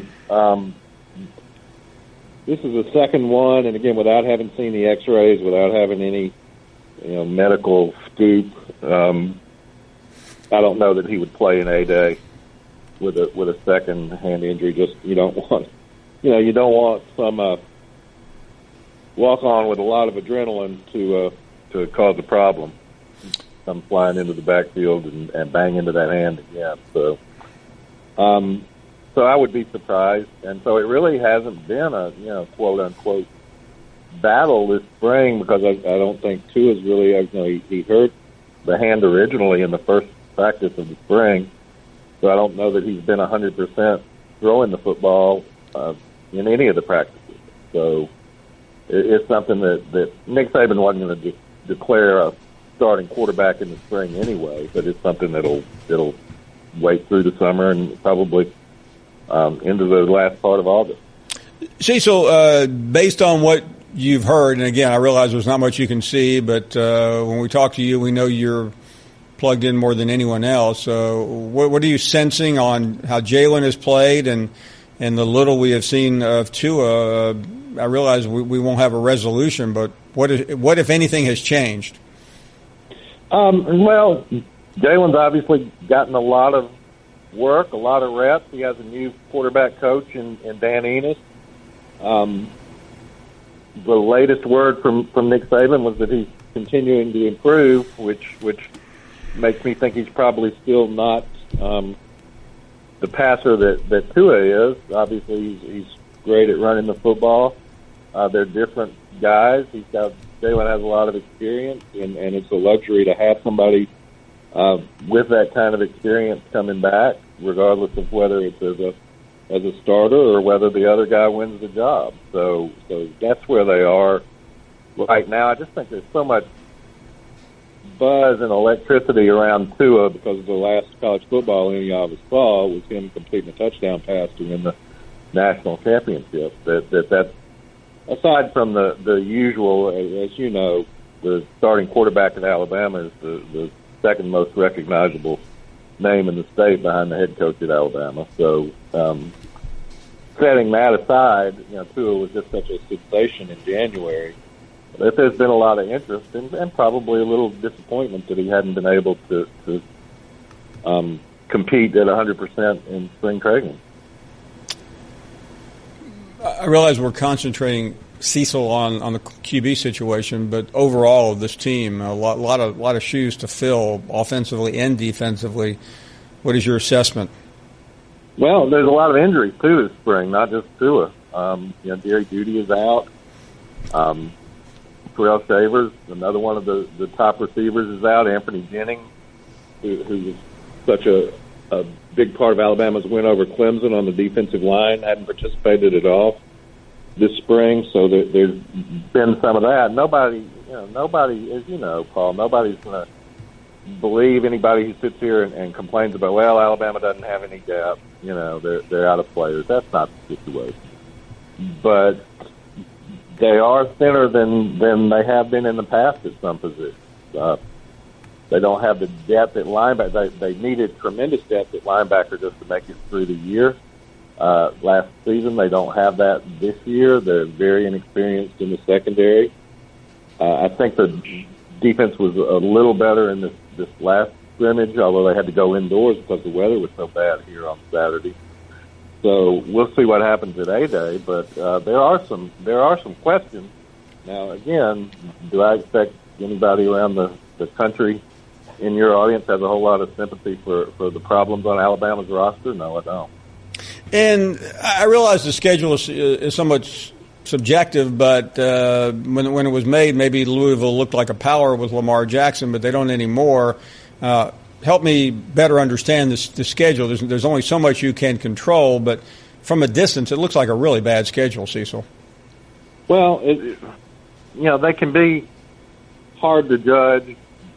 Everybody thought that last year's opener with Florida State, you remember the pregame hype and that it would be the game of the year, and it didn't turn out to be that way, and Florida State really didn't turn out to be much of a schedule boost.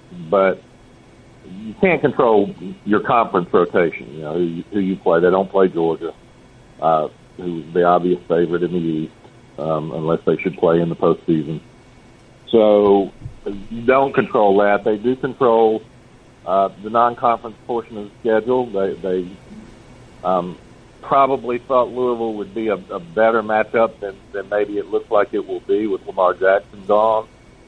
So they're not going to have a lot of margin for error. They certainly do get some benefit of the doubt because of the success that they've had from select doors. I think that's a true statement, but people are going to look at that, and people are going to say, hey, if they don't have that kind of quality win, unless if they go undefeated, as you know, an undefeated SEC champion is fine, but that would involve beating the East champion in the last game.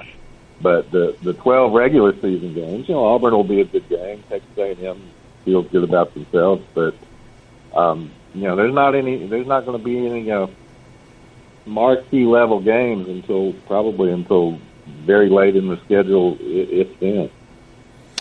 Finally, there was a story that came out earlier today about a subject that you're very familiar with, and that was the attempt by Nick Saban to hire Hugh Freeze. A lot of people thought it was a done deal. Freeze was telling people he thought he had the job, and then he didn't have the job. The story on AL.com suggested, according to sources, that the SEC played a role in this. The SEC has a bylaw which gives them consultation but not jurisdiction. Can you add anything to this story? Well, I think it was not just at Alabama. Well, yeah, it included 4 other schools, but we're concerned about Alabama. Right. So I think that Nick would like to have made that move, but received word that it would not. I don't know if they have absolute veto power. I suppose they did if it came to that, but as you know, they try to handle these things between the league office and all the institutions quietly. So I think that Greg Sankey was conscious of the situation and what the public perception would be, and at least wanted to wait 1 year. Whether that was pleasing to Coach Freeze's representative, I don't know. I get the sense that perhaps it was not. Does it or does it not shoot to smithereens the theory that Nick Saban is the most powerful man in college football and can get anything done he wants if he couldn't even hire Hugh Freeze? Well, this isn't the first time that the SEC office has overruled what Nick Saban wanted to do. If you remember the Maurice Smith situation, the SEC office didn't really back him up in that situation either. So Nick Saban is a powerful person, but is he more powerful than a conference commissioner? No, I don't think so. We'll leave it at that. Cecil, thank you very much for your time. Always good to talk to you. Okay, Paul. Good to talk to you. Good stuff from Cecil Hurt. As we continue on the program, your reaction to that and more at 855-242-7285. You're listening to the Paul Finebaum Show podcast. Welcome back. Glad you're here. Quite a show and quite an interview there with Cecil Hurt. Appreciate him coming on. Always fascinating. Let's get to the calls at 855-242-7285. Anthony is in Boston. Anthony, welcome to the program. Good afternoon. Hey, Paul, it's my first time actually getting through. I love this show. I'm a truck driver. I'm always here on the Northeast. I just wanted to say it's a lot more Alabama fans up here than people think. Mostly a bandwagon fans, and it really disgusts me because I'm an Auburn fan. I'm originally from Mobile. But there are a lot of Bama fans up here. They cannot name any coaches before Nick Saban. That is the funniest thing about it. That is funny. And I did have a question about the Auburn deal with the NCAA basketball thing. Have you heard anything else about that yet? No, it's really been quiet. I mean, one thing, in the last couple of months have been pretty positive toward Auburn. Many wondered. In fact, Pete Thamel of Yahoo thought it was possible that Bruce Pearl would not even make it to the end of the year or past the end of the year. And the president at Auburn has come out supporting Coach Pearl. So I think there's at least a modicum of optimism right now. Okay. Thanks for taking my call. Taking my call, Paul. I look forward to seeing you at the Senior Bowl one year, hopefully. Hey, Anthony, thank you, and you be safe out there on the roads. Appreciate it. No problem. Thank you. You got it. David is in Alabama, and you're on next. Good afternoon, David. Paul Finebaum. How are you? Doing great. I was calling to tell you this is my birthday, and I was talking to my daughter earlier today, and she asked what I wanted for my birthday. I told her I've got it. They got us Nick Saban up there. What do you think would have happened if Nick Saban would have stayed at LSU? How many championships would he have? I think if Nick had, I think if Nick had stayed there and not left, and he would have been tempted. LSU would be the most dominant program in college football and would have been that way since 2003. I think he would have at least 7. Yeah, I tend to agree with you because that would have meant Alabama would not have had anyone of Saban's ilk, and LSU would just be on an incredible run. I don't see any stopping them, frankly. I mean, listen, they won another without Saban because of Saban's talent.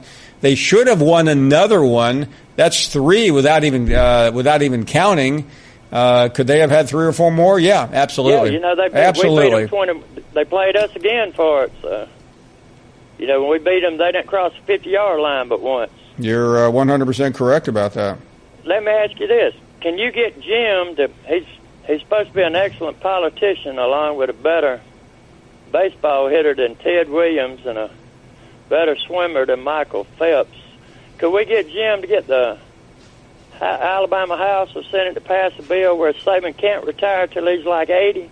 Because these people would go ballistic if he were to leave. Just think about it. We've already had a guy kill trees. We had another guy teabag a guy down in Louisiana. It's going to be bad if Saban ever does leave. Well, he's never going to leave, David. I hope he don't. That's what I hear.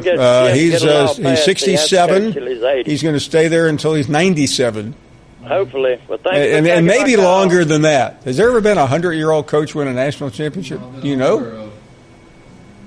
You think it's possible? I mean, it's possible. With all the health food out there today and good science, low-fat yogurt. Nick is up next. What do you say, Nick? Hey, Paul. What's going on, buddy? Doing great, my man. Hey, look, old Jeff and Jeff calling up there from Chicago, wherever they at. They ought to name them Mutt and Jeff. Used to be a cartoon about Mutt and Jeff, I think, years ago. There sure was. What I want to talk about, Paul, what do you think Alabama's backfield is going to look like this year compared to other SEC teams? Good. What about you? What do you think? I think they're going to be pretty good. Josh Jacobs, he's out with an injury, and they got that Foster, I believe it's Brian Foster, coming up doing pretty good. Should get a lot more playing time. What do you think? Listen, I really don't know, Nick. I mean, to me, Alabama's got so many 5-star players. Harris is we saw what he could do in the championship game. I mean, they are going to be loaded. Yeah, I know it. They are, but I'm just wondering what your comments and what you thought about it. I'll take a good look at them this weekend, which is all you can do. Hey, thanks for the call. Patrick is up next in Tennessee. Good afternoon, Patrick. How you doing today, Paul? We are doing great. Thank you. Hey, thanks for taking my call. First of all, I just wanted to throw out a quick apology for my call last week. I made a bad analogy there, I guess, when I was comparing to some Tennessee fans like myself to women that have battered wife syndrome. I was told that I was being a little bit bad there on my analogy. Just to throw out a quick apology to anybody I might have offended with that. We're good. Thanks for the apology. All right. Just want to ask you a quick question. Get your expert opinion on Tennessee basketball and that next step that we need to take. It seems like Tennessee has been right on the edge of taking that next step. I'm not saying getting on Kentucky's level or Duke's level or Kansas level, but, we have the facilities. We have excellent fans, fill up Thompson Bowling Arena all the time. It seems like there's just something that is holding us back from taking that next step to being a team that just gets into the tournament every now and then to being a consistent tournament team. I just wanted to get your opinion on what that was. Well, listen, I was fairly disappointed, Patrick, on the way the season ended.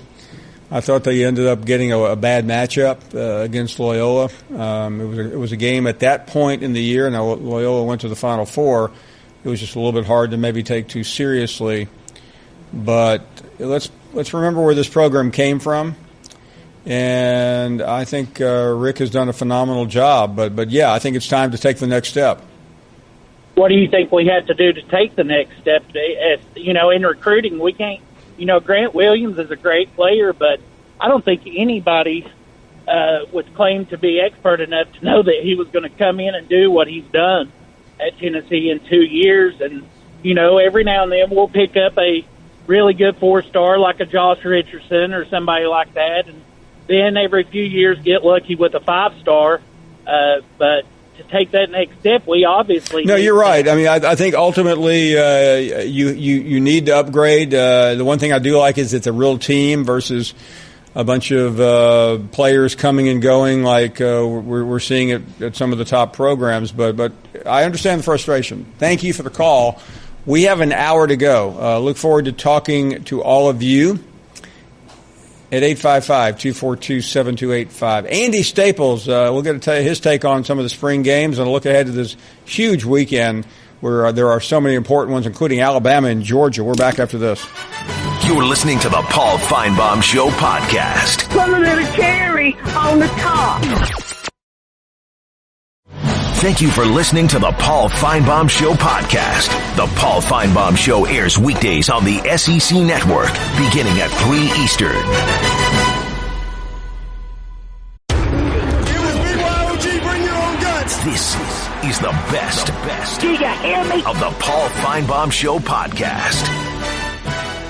Welcome back. Final hour of the program. We have arrived on this Monday afternoon. Glad you are here. Andy Staples yet to join us. We still have a few more minutes for you to call in, and you can do so at 855-242-7285. Let's head back to the phones, and Dave is in Pensacola. Good afternoon, Dave.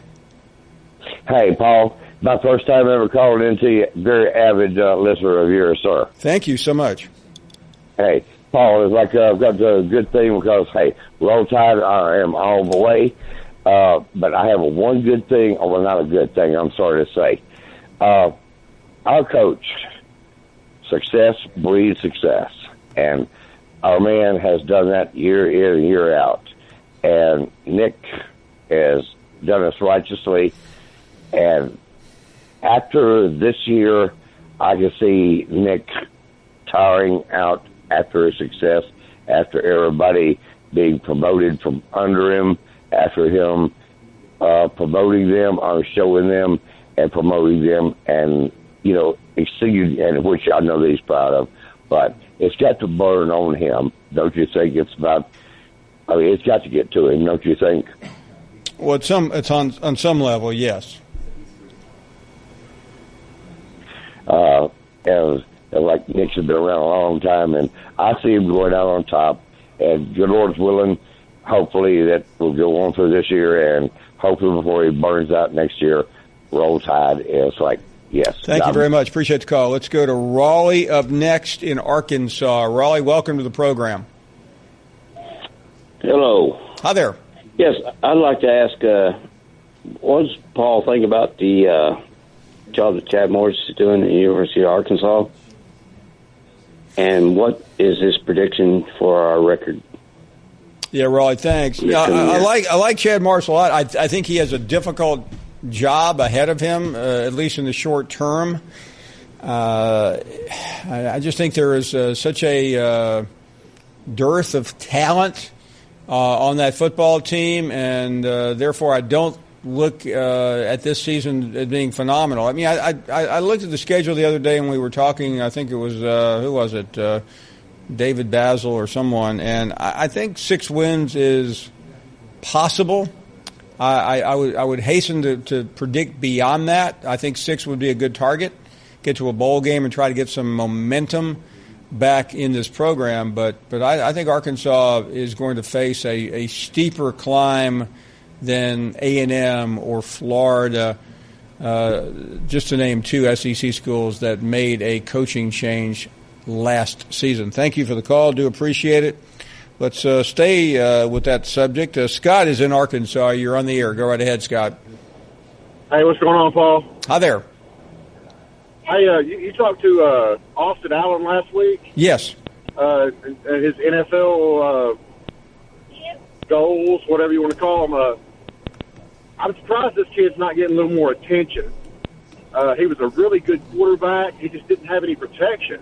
I mean, he threw off with his back foot for 2 years. He had great numbers. I tend to agree with you. He said he's probably going to be a free agent day after the draft, which it's not. If you're not drafted as a quarterback, if you're not drafted in the first or second round, I mean, what difference does it make? You're just as good going in as a free agent, I think. You're right. It doesn't make any difference. Hey, Trevor, say hi to Paul. Hi, Paul. Hey, Trevor. What's up, bud? Trevor's 9. He's going to be a superstar. He's going to play for the Razorbacks, right? I can't wait. LSU. Oh.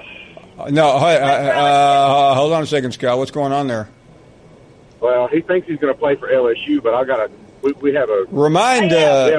Hey, Trevor. Ongoing argument. Trevor, I think is this still the rule where does a parent have to sign the letter of intent? This dad does. Yeah. So Trevor, unless you go out and buy some new parents on eBay, you're stuck. Well, Odell Beckham played for LSU, and that's kind of his hero. That was the New York. That's who I was. But you're gonna. Trevor, let me give you some fatherly advice. It's way too early. Please don't base your career on Odell Beckham. Okay. Wait until you're ready to make a decision. Thank you very much. Yeah, like Antonio Brown is awful. Antonio Brown is the best receiver in the NFL, Trevor. No, he's not. Yes, he is. Trevor, one thing about the NFL, it changes every year. So when you have to make a decision in about 4 or 5 or 6 years, by then Arkansas will have some heroes that you can point to. Exactly. That's what I'm saying. Stay home, Trevor. Take my word for it. Arkansas is a great state if you played at Arkansas. Thank you, Paul. Okay, thanks. Man. That didn't exactly go as planned. He talked about his kid playing for Arkansas. The kid said, "I want to go to LSU." Let the LSU situation. Let everything settle down. You're 9 years old. I mean, let's see. You have 7 years. Yeah. You don't know what's going to be happening at Arkansas or LSU by then. Steve is in Tennessee. Go right ahead, Steve. Yes, Paul. Thank you for taking my call. Thank you. I'd like to ask the question. In no way am I a Butch Jones fan, or was I ever a Butch Jones fan. But everybody got on to him about his little, I guess, asinine sayings. I'll let you explain that to the people in Alabama, what that means. But anyway, another brick in the wall and all that stuff. What's the difference between that and this dingbat they hired, Jeremy Pruitt from Alabama, that all he can talk about is, I used to be a high school coach, and my defensive lineman used to be a high school coach, and everybody's a high school coach. Let me tell you something. There's as much difference between a high school coach as there is between my first girlfriend and my first wife, and you don't want to get in that world, I'm telling you. If he don't know the difference between a high school coach and 1A football, then he ought to still be a high school coach. Am I just totally... it doesn't seem like any of you professionals, and that's not a put down because y'all are professionals. You went to college. I'm 3 days older than you. You went to Tennessee. I'm from Tennessee. We're at different ends. Well, you know the deal here, and I want to let you in on a secret of the media, Steve. I think we always tend to prop up first-year coaches. And I think Jeremy Pruitt would be in that category where we don't have it. Listen, I have no earthly idea what he's going to be like as a head coach. So all we have is to base our opinion on what we've seen of him. I like what I've seen of him. I understand the optimism, but I've seen a lot of guys come and go, and 3 years later they're gone. I don't know whether he'll be that guy or not. I really have no earthly idea. Sometimes with him I don't know. You're optimistic, and there's a buzz. All he can do is get the fundamentals corrected at Tennessee and create some excitement. Has he done that? No, I don't think so. Okay. Because here, let me give you an example. Yes, he was defensive coordinator last year at Alabama, and Alabama's that's what everybody sets their standard by, sure. And they should. And they won a national championship. But if you sit back in your chair and you are the ultimate professional, if you think Jeremy Pruitt ran that defense, then what do you think Nick Saban did? He's the best defensive coach in the United States. Well, yeah. Here's the problem, though. I think a better way of looking at this is, okay, let me give you the 5 new coaches in the SEC. I think there are 5, aren't there? Mullen, Fisher, Morris, Pruitt, and Joe Moorhead. Matt Luke is also part of that list. So there's 6 new coaches. Now, of those 6, I think this is how you have to do it intellectually. I just think because you can go up and down ESPN, SEC, whatever, SEC Network, and we're all going to say the same thing. But of those 6 coaches, how would you rank them in order of a success ratio? Would you rank Jeremy Pruitt's odds of success at Tennessee ahead of Jimbo Fisher, ahead of Dan Mullen, ahead of someone else's? And that's when it gets really interesting in my mind.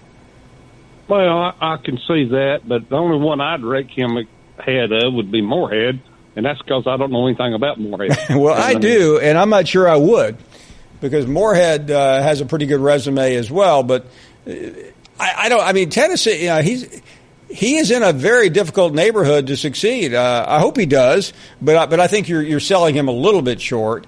I don't think his calling card is that I used to be a high school coach. That's a nice, humble way of relating. I've only lived in Knoxville for a couple of years, but I do feel like I know the people. There are a lot of my friends who are up there, and you just don't come in and brag about, hey, I was at Alabama last year. I mean, you leave Alabama off your conversation, and you talk about your roots. You talk about where your father being a high school coach, where you got your start. Kirby Smart's father was a high school coach too.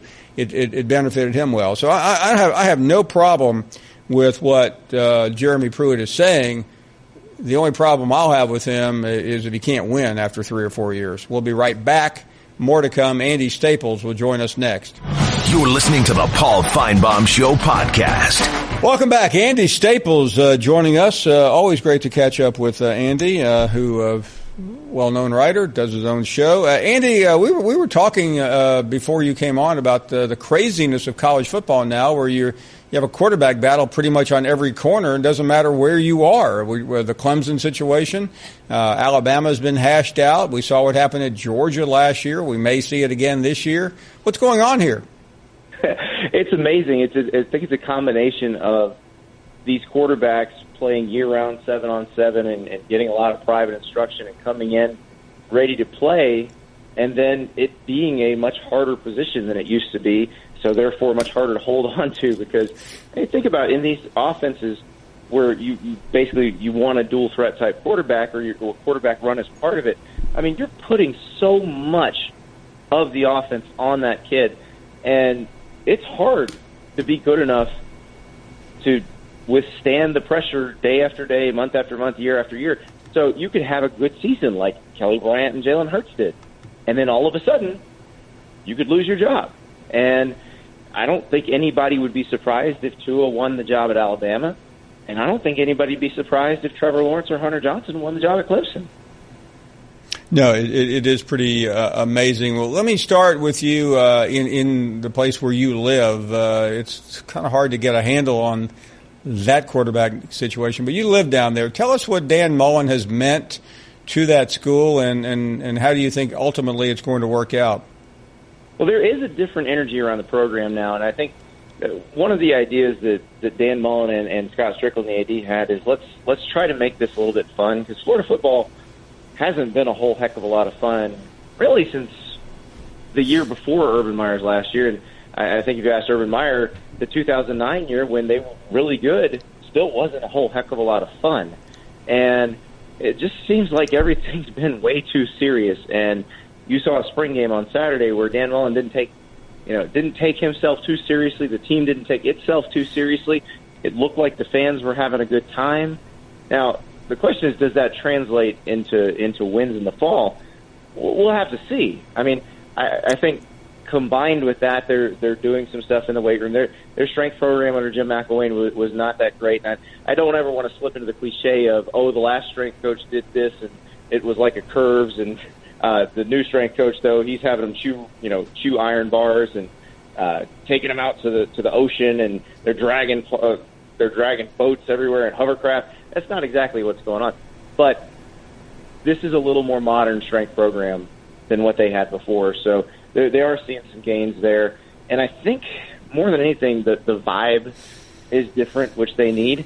But it doesn't mean they've solved the quarterback quandary, because it's basically probably Felipe Franks or Kyle Trask. I mean, Emory Jones, you're asking an awful lot of a true freshman to come in and play Dan Mullen's offense. He'll tell you it's not a super simple offense. It's not one that is designed for a true freshman to come in and take over. You look at the guys who started at Mississippi State, they developed to where they were. And, Felipe Franks probably got thrown in there a year before he should have played. And the question now is, can you reel that back in? And I'm curious to see, Paul, what they do. Do they go into the grad transfer market? Because there's an intriguing situation in Columbus, Ohio.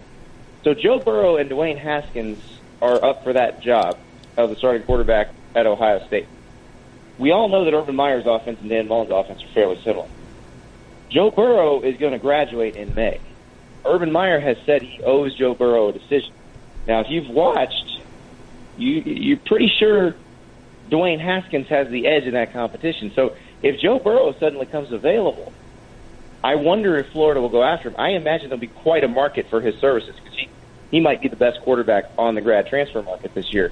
But I'd be curious to see, because, while the offense is kind of veered a little bit differently when Urban Meyer and Dan Mullen split up, the DNA is still very much the same.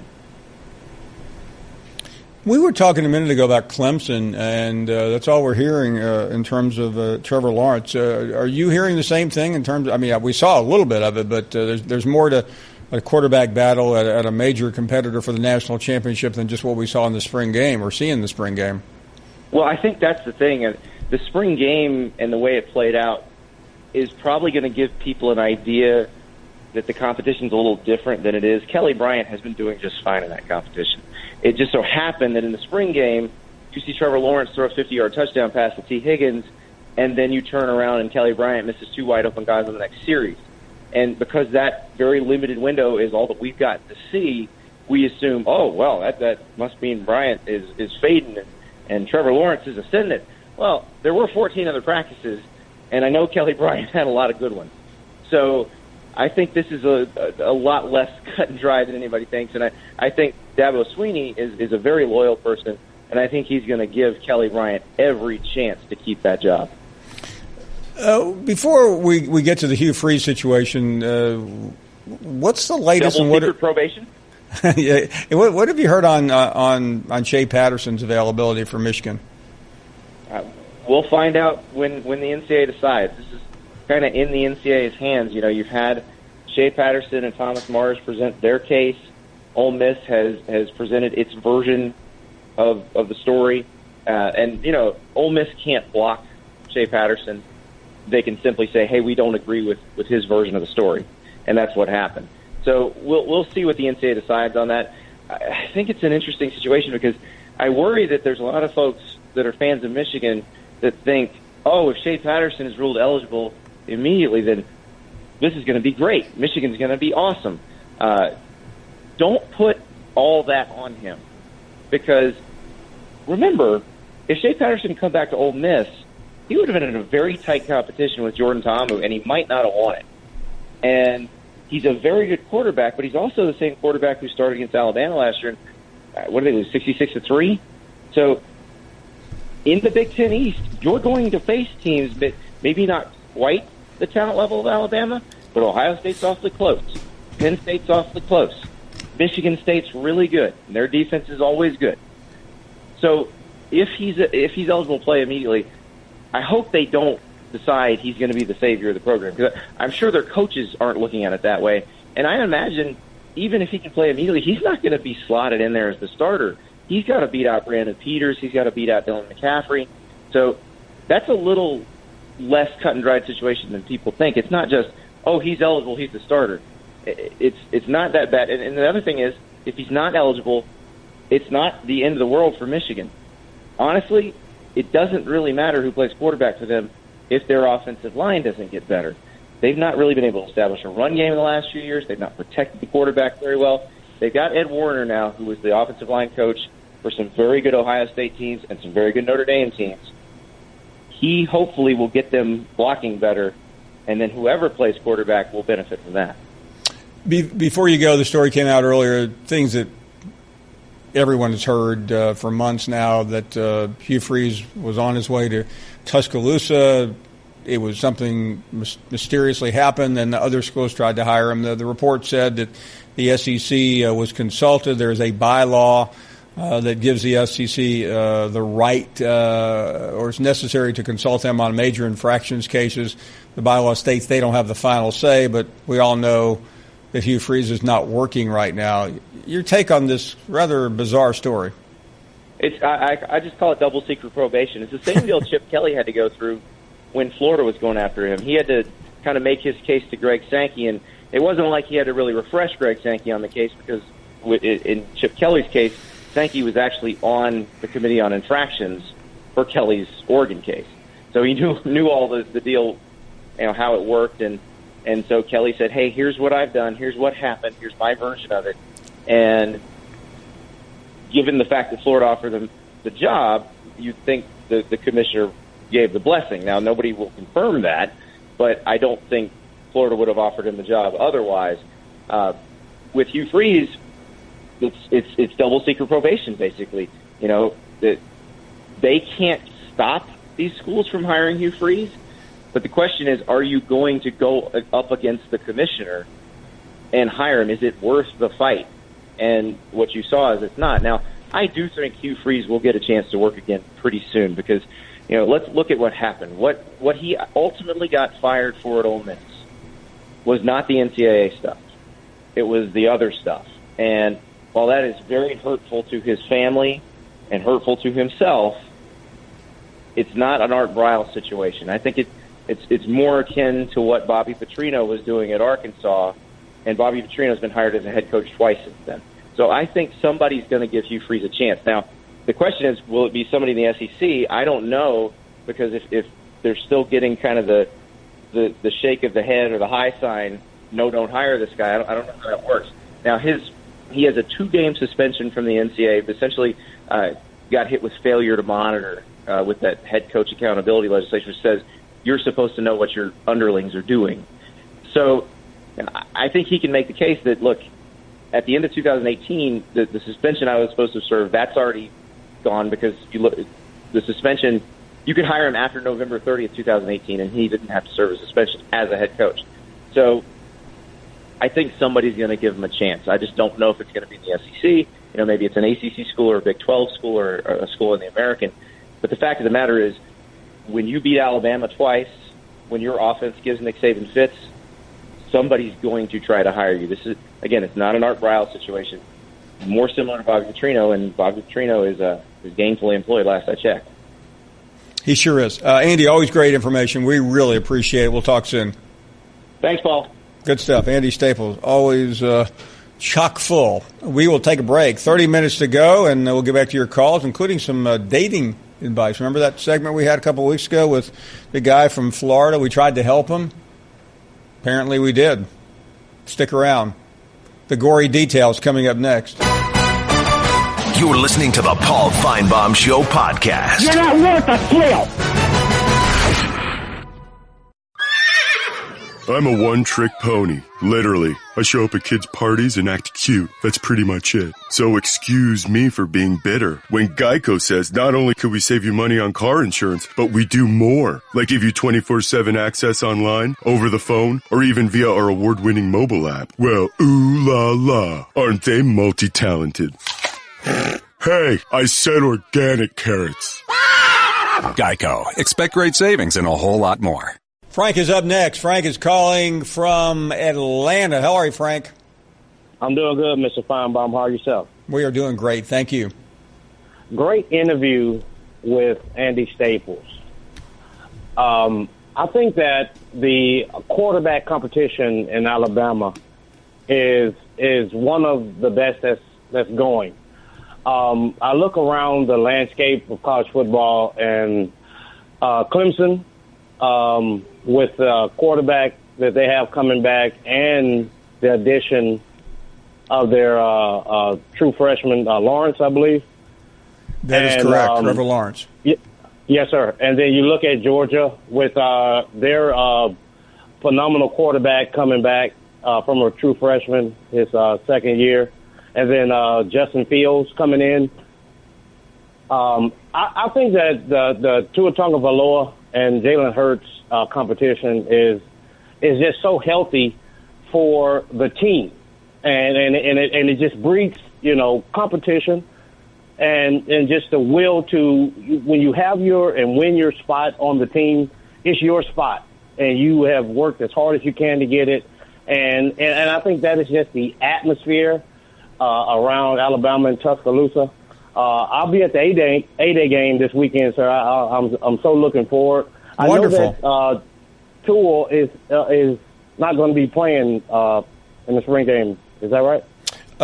Frank, I think it's unlikely considering that he's banged up. But I hope you enjoy it. It looks like a good afternoon in Tuscaloosa. Can't wait to hear about it. I mentioned earlier this conversation with Ben in Jacksonville, Florida. He called about a month ago looking for dating advice. I clumsily helped. Randy helped. Nobody really seemed to help very much. Ben, let's get an update. What's going on? Hey, Paul. How you doing today? We are doing great. We're anxiously awaiting the word from you.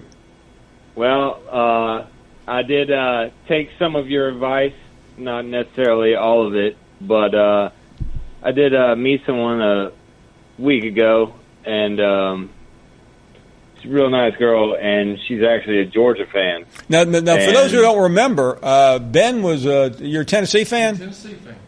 Yes, sir. You kind of stumbled into these Jacksonville bars with big Florida, Georgia town, Paul, wearing your garb, and we told you not to do that. So pick up the story. We've gone over that. I go surfing, and then for lunch I go to somewhere and I have a beer afterwards, and that's where I met her. And, she was wearing Georgia gear or whatever. She had a Georgia shirt on. I don't know why. I mean, it's the middle of summer, or spring.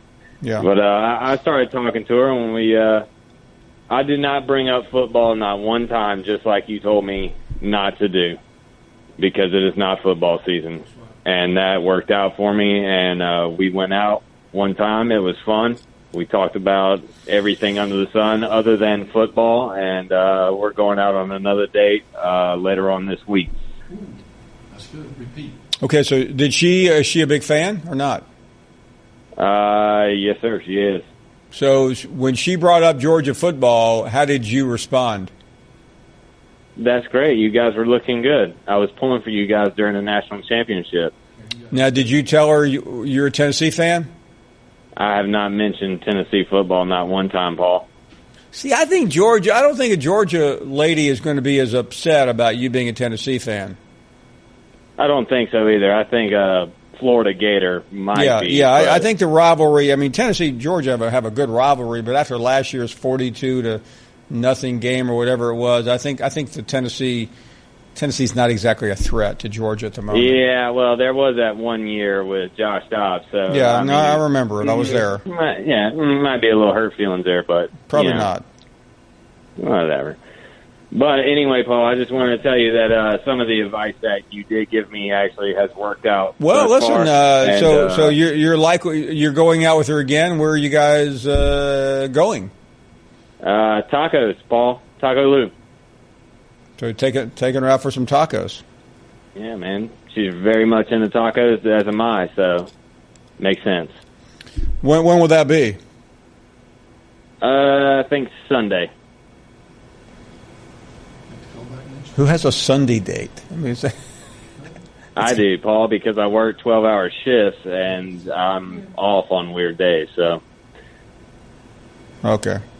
I don't mean to be criticizing your dating habits here, but Ben, let us know. We'll be here Monday. All right. Well, maybe I'll see you at the Florida-Georgia game. I definitely won't be wearing Georgia gear, but, as things progress, we'll see how it goes. I can't wait. Hey, thanks, Ben. Ben, that's progress. I'm not going to say anything else. Good for you. Let's just hope the Georgia girl's not watching right now. She's going, I think I went out with that guy the other day. I didn't realize he was a serial killer calling in a radio show. Let's continue with more phone calls. And Lewis is in South Carolina. Hello, Lewis. Good afternoon. Hey, Mr. Paul. Great show. Thank you. Y'all looking good. I'm so privileged to be able to talk to you today. But I just wanted to mention this Jeff from Chicago. Yeah. Mr. Paul, you know it's cold up there. He might have brain freeze. You never know. Well, let me ask you this. This is not a trick question, though, Lewis. To have this is not a teaser. To have brain freeze, there are two important elements necessary. One is for it to be cold. Do you know what the other one is? Yeah, you got to have a brain. Bingo. Thank you, sir. I think Jeff is disqualified. Yes, sir. Well, who was the guy in The Wizard of Oz? If I only had a brain, which one was that? The lion? No, he didn't. Who won courage? Might have been. Who was it? The Tin Man, the lion. Tin Man needed a heart. Scarecrow needed a brain. Scarecrow needed a brain. And the lion needed a heart. If I only had I remember that. Tell them boys down the hall to get off my grass. I will. Yeah, I will. All right. Hey, thanks for the call. What's that, Lewis? You were talking about the Citadel. Yes. You play in Alabama. You got to remember in 2016, the Citadel beat University of South Carolina at home. Lewis, do you know how badly I remember that game since I was at that game? I cannot imagine. It was a long afternoon. I was somebody, I don't know what the deal was. I was there for the SEC show in the morning. The network was doing the game, and I volunteered to do the sideline duty. And I had to interview that guy from the Citadel after the game.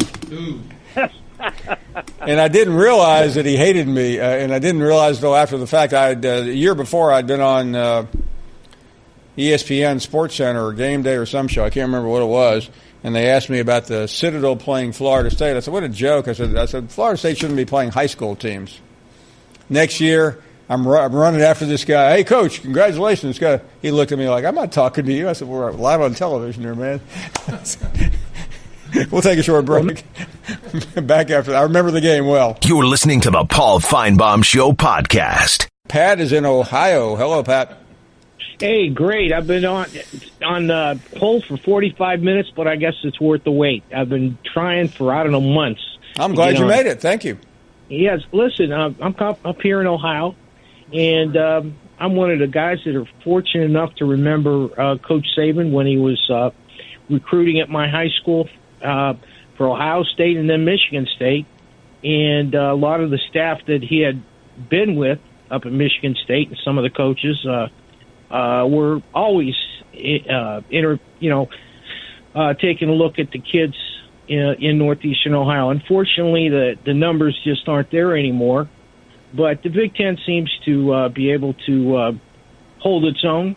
I have the ultimate respect for the SEC and been a long-time listener. Thank you so much.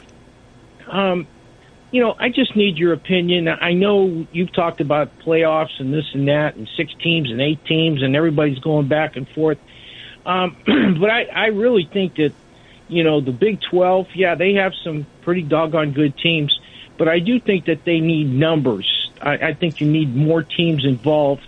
The Pac-12 should be the Pac-14 maybe, and then it would probably even out. And having numbers like that, the American Conference has some good teams, and probably some moving around there would solidify a lot of things. I think Memphis has gone up and down, has a pretty good program, and, some of the other schools. Where do you see things going in the future as far as that goes? Maybe we're looking at 14 teams in the 5 major conferences. Where do you see any movement for some of those schools? And even maybe some movement in terms of switching conferences. But I think, Pat, personally, I think. Let me say this, and I know this sounds so firm here, but it is so difficult to get out of a league and into another. It wasn't that difficult years ago, but there are a lot of clauses now being put in these contracts that make it very difficult, and you pay a tremendous premium.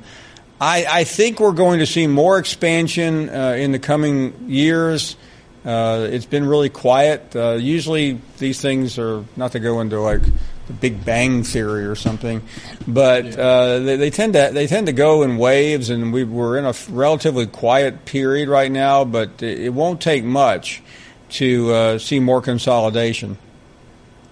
Yeah, I mean, there's some schools on the West Coast. I mean, Boise, because they're going to be able to compete with the Pac week in and week out, Pac-12 or whatever. Although for their facility is not exactly the best in terms of numbers, but they're just as good as Washington State's in some of those things. University of Cincinnati, I think, having Paul Brown Stadium, some games there, and proximity of things. Memphis, there's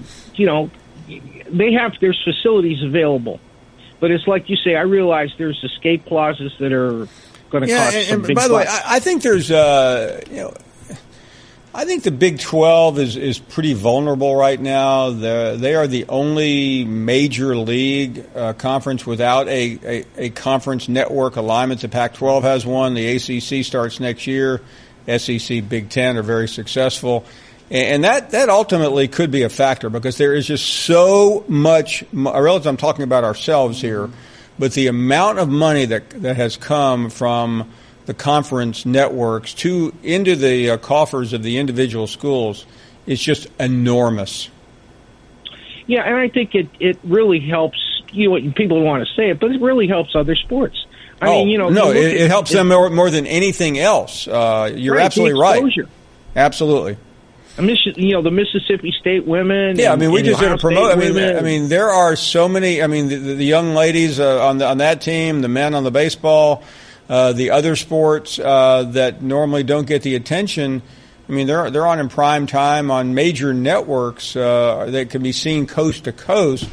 And this isn't a major incentive. So if you're the league that doesn't have it, or if you're a next tier, you've got problems to try to keep up with the Big Four. And I think right now you have the Big Four and the Big 12. The Big 12 is in a very awkward position. Yeah, they're going to have to be awful good to be able to break that. Year in and year out. No, you're right, and not only that, Pat. Even though the Pac-12 has the aforementioned network, they are struggling on a lot of other areas. Hey, thank you for the call. Really do appreciate it.